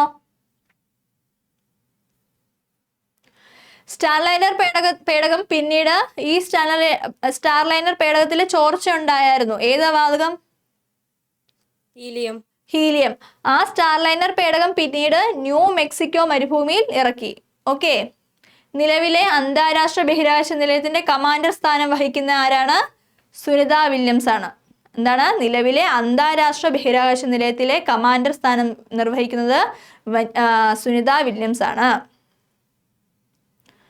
അടുത്തത്, അപ്പം സുനിത വില്യംസിന്റെ പഠിച്ചല്ലോ. എന്നാ പോയെന്ന് ഓർക്കുക. എന്നാ പോയത്? 2024 ജൂൺ 5 പോയി. എന്താ സംഭവിച്ചത്? ഏത് പേടകത്തിലാ പോയത്? ബോയിങ് സ്റ്റാർലൈനിൽ പോയി. അതിലൊരു ചോർച്ച ഉണ്ടായിരുന്നു. ഏതാ വാതകം? ഹീലിയം. എന്നിട്ട് അത് എവിടെയാണ്, ഏത് മരുഭൂമിയിലാണ് ഇറക്കിയത്? ന്യൂ മെക്സിക്കോ മരുഭൂമിയിൽ അത് ഇറക്കിയിരുന്നു. പിന്നെ അവരെ കൊണ്ടുവരാൻ വേണ്ടിയിട്ട് ഏത് കമ്പനിയാണ് കൊണ്ടുപോയത്? ഇനി അവരെ സ്പേസ് എക്സിന്റെ ക്രൂ 9 എന്ന് പറയുന്ന പേടകം, അതൊരു ക്യാപ്സ്യൂൾ പേടകമാണ് ഇനി അവരെ തിരിച്ചെത്തിക്കാനുള്ള അയച്ചിരിക്കുന്നത്. ഫെബ്രുവരിയോടെ തിരിച്ചെത്തും എന്ന് പ്രതീക്ഷിക്കുന്നു. ഓക്കെ, അപ്പൊ അത്ര ഓക്കെ ആണല്ലോ. സുനിത വില്യംസിന്റെ സഹചാരിയുടെ പേരെന്തായിരുന്നു? Butch Wilmore. ഓക്കെ, അടുത്തത് ചന്ദ്രയാൻ 3 ആണ്. ഇന്ത്യയുടെ ചന്ദ്രയാൻ 3 ആണെന്ന് പറയുമ്പോഴേ അറിയാലോ എത്രാമത്തെ ദൗത്യമാണ്? ഇന്ത്യയുടെ 3ാമത് ചാന്ദ്ര ദൗത്യമാണ് ചന്ദ്രയാൻ 3. എന്നാ വിക്ഷേപിച്ചത്?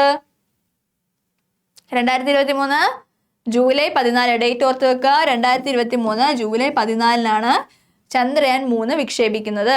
GSLV M3 എന്നായിരുന്നു പേര്. അതിന്റെ പേരിപ്പം മാറ്റി LVM3 എന്നാക്കി. LVM3 M4 എന്നാക്കി. അതായത് GSLV M3 എന്നായിരുന്നു നേരത്തെ പേര്. ഇപ്പോൾ ആ പേര് മാറ്റി LVM3 M4 എന്നാക്കി. അതായത് നമ്മൾ വിളിക്കുന്ന പേര് ബാഹുബലി അല്ലെങ്കിൽ ഫാറ്റ് ബോയ് ആണ് ഇന്ന് അറിയപ്പെടുന്നത്. ഓക്കെ, ISRO ചെയർമാൻ ആരാ? നോട്ട് ചെയ്ത് വെക്കുക. ആരാ? എസ് സോമനാഥ്. പ്രൊജക്ട് ഡയറക്ടർ ആരാണ്?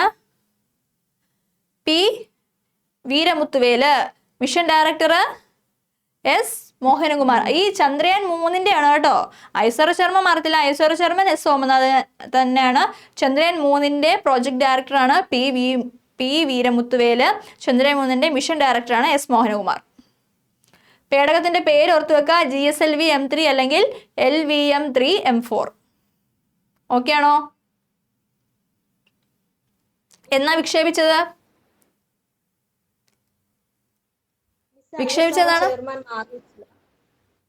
ISRO chairman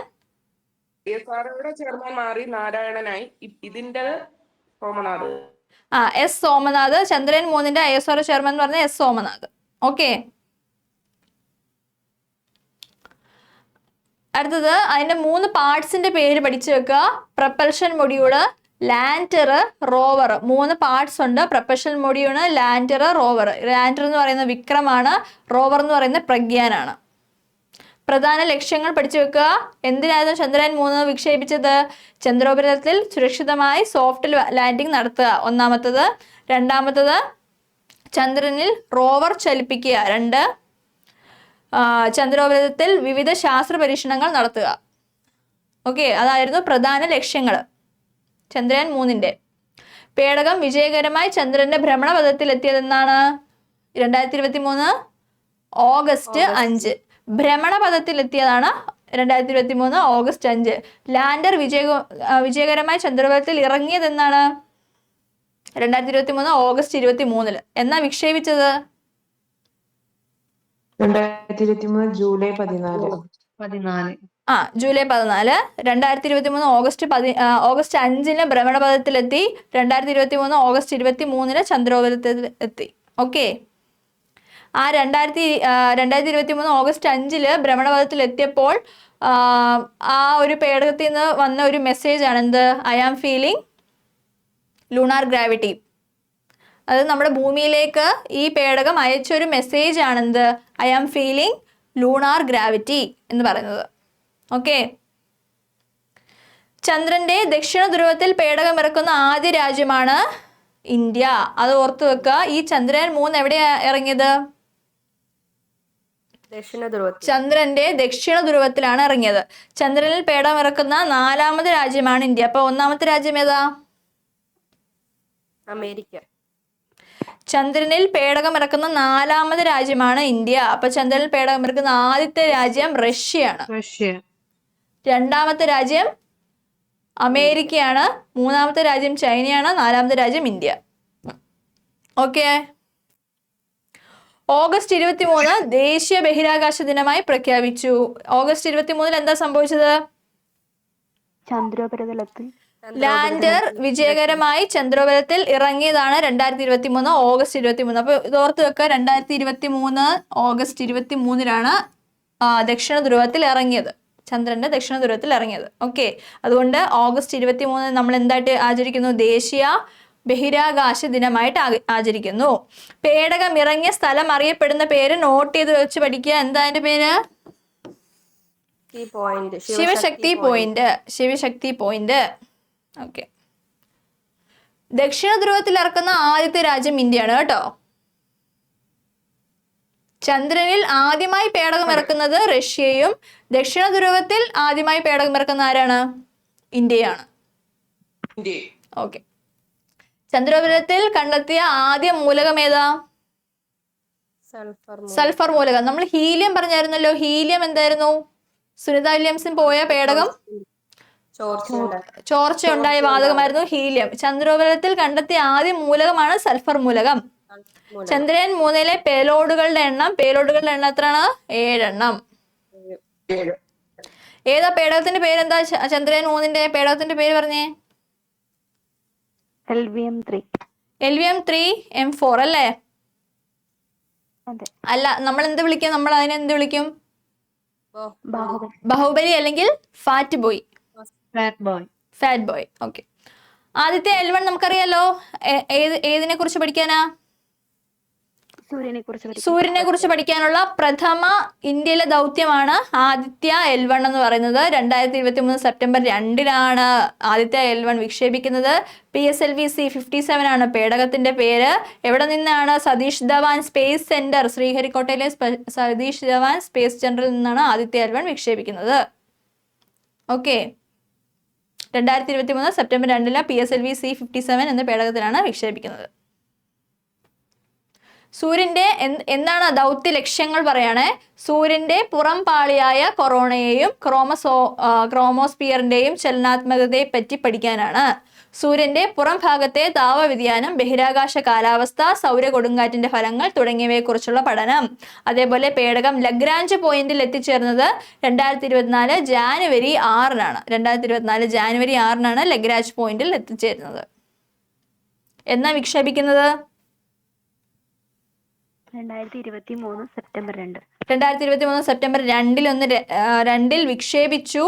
2024 January 6 2024 January 6 Lagrange പോയിന്റിൽ എത്തിച്ചേർന്നു. ലഗ്രാഞ്ച് പോയിന്റ് എന്ന് പറയുമ്പോൾ എവിടെയാ? നമ്മുടെ ഭൂമിയും സൂര്യനും എടുത്താൽ എത്ര ശതമാനം മാത്രമേ ഉള്ളൂ? അവരുടെ ഡിസ്റ്റൻസ് എടുത്താൽ അവരുടെ ഡിസ്റ്റൻസിന്റെ 1% ആ ഒരു ദൂരത്തിൽ മാത്രമേ എത്തിച്ചേർന്നിട്ടുള്ളൂ കേട്ടോ. നമ്മൾ പറയുന്നുണ്ട് ലഗ്രാഞ്ച് പോയിന്റിന്റെ നീളം നമ്മൾ പറയുന്നുണ്ട്. ഭൂമിയിൽ നിന്നും ലഗ്രാഞ്ച് പോയിന്റിലേക്കുള്ള അകലം എന്ന് പറയുന്നത് 15 ലക്ഷം കിലോമീറ്റർ ആണ്.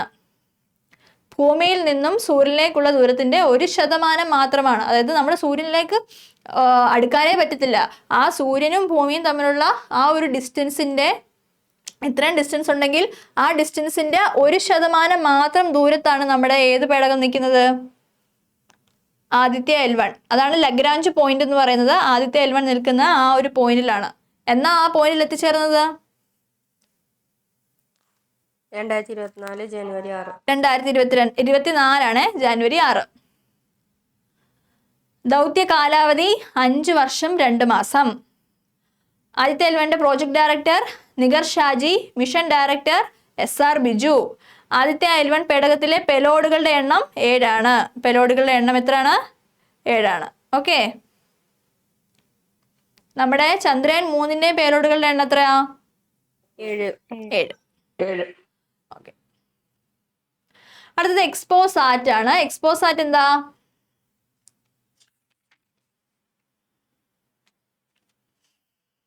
എക്സ്റേ തരംഗങ്ങളുടെ സഹായത്താൽ തമോഗർത്തങ്ങൾ. എന്താ തമോഗർത്തങ്ങൾ ഉദ്ദേശിക്കുന്നേ? ബ്ലാക്ക് ഹോൾ ഒക്കെ ഉണ്ടല്ലോ അല്ലേ? എക്സ്റേയുടെ തരംഗങ്ങളുടെ സഹായത്താൽ തമോഗർത്തങ്ങളെ കുറിച്ചും ന്യൂട്രോൺ നക്ഷത്രങ്ങളെ കുറിച്ചും പഠിക്കുന്നതിനുള്ള ISROയുടെ ആദ്യത്തെ ദൗത്യമാണ് എക്സ്പോസാറ്റ്. വിക്ഷേപിച്ച വാഹനമാണ് അത്.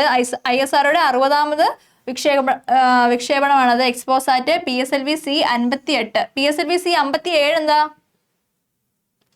ആദിത്യ L1ന്റെ പേടകത്തിന്റെ പേരാണ് PSLV C57. ഈ PSLV C58 എന്ന് പറയുന്നത് എക്സ്പോസാറ്റ് ആണ്. എക്സ്പോസാറ്റ് ISROയുടെ 60ാമത് ദൗത്യമാണ് PSLV C58.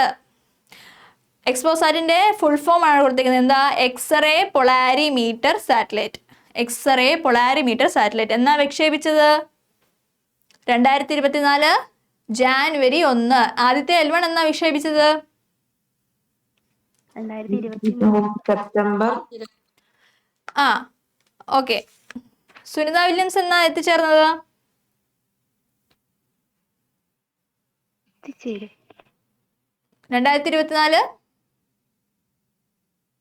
June 5. Okay.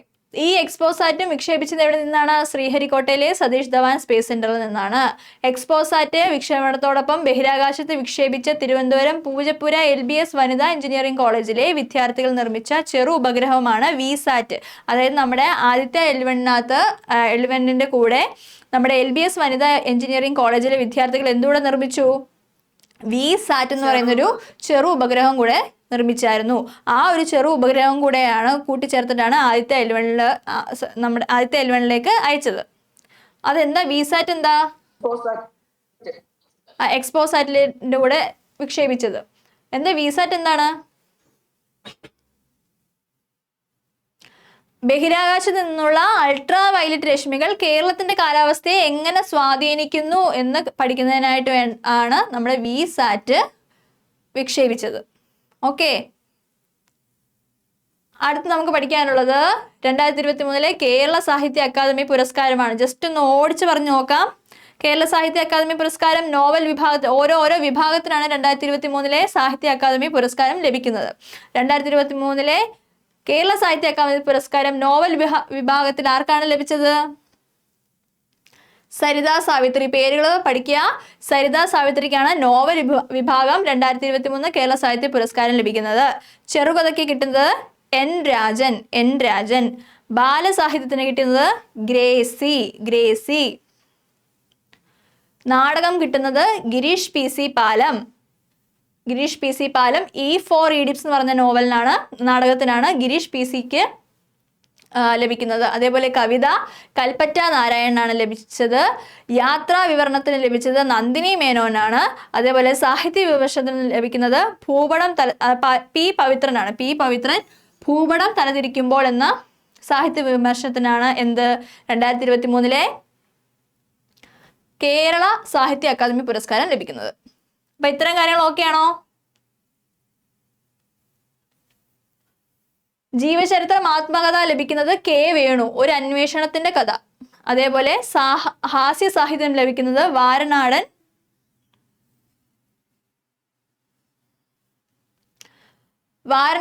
Suneesh വാരനാടനാണ്. Okay. ഇത്രയും കാര്യങ്ങൾ ഓക്കെയാണോ? Okay miss. ഇനി നമുക്ക് അടുത്ത ക്ലാസ്സിൽ നമുക്ക് ബാക്കി ക്ലാസ്സിൻ്റെ കൂടെ ഓടിച്ച് പറഞ്ഞു പോവാം. ഓക്കെ, പഠിച്ചു പോവാം. നിങ്ങൾ നോക്കണേ ക്ലാസ്. മിസ്സേ പത്മഭൂഷൺ ഇതൊക്കെ പുതിയത് വന്നിട്ടില്ല, പുതിയതായിട്ട് കൊടുത്തിട്ടില്ലേ? പത്മഭൂഷൺ വരുന്നുണ്ട്, അടുത്ത ക്ലാസ്സിലായിട്ട് വരുന്നുണ്ട്. ഇത്ര ഓക്കെ ആണോ? അടുത്ത ക്ലാസ്സിലായിട്ട് ഇത് പറയുന്നുണ്ട് കേട്ടോ, പത്മഭൂഷണും പത്മശ്രീയും ഒക്കെ പറയുന്നുണ്ട്. ഇത്ര ഓക്കെ അല്ലേ? ഓക്കെയാണ് മാം. ഓക്കെ, എന്നാ വൈൻഡപ്പ് ചെയ്യാം. നിങ്ങളുടെ ബുക്ക് ശരിക്കും പഠിക്കണം കേട്ടോ. ബുക്കിനകത്ത് എല്ലാം കൃത്യമായിട്ട് കൊടുത്തിട്ടുണ്ട്. ബുക്കിനകത്ത് എല്ലാം കറക്റ്റായിട്ട് നിങ്ങൾക്ക് നൽകിയിട്ടുണ്ട്. വീഡിയോ ക്ലാസ്സുകൾ കണ്ടിട്ട് ബുക്കും കൂടെ വെച്ച് പഠിക്കുക. Okay thank you ma'am. Okay thank you.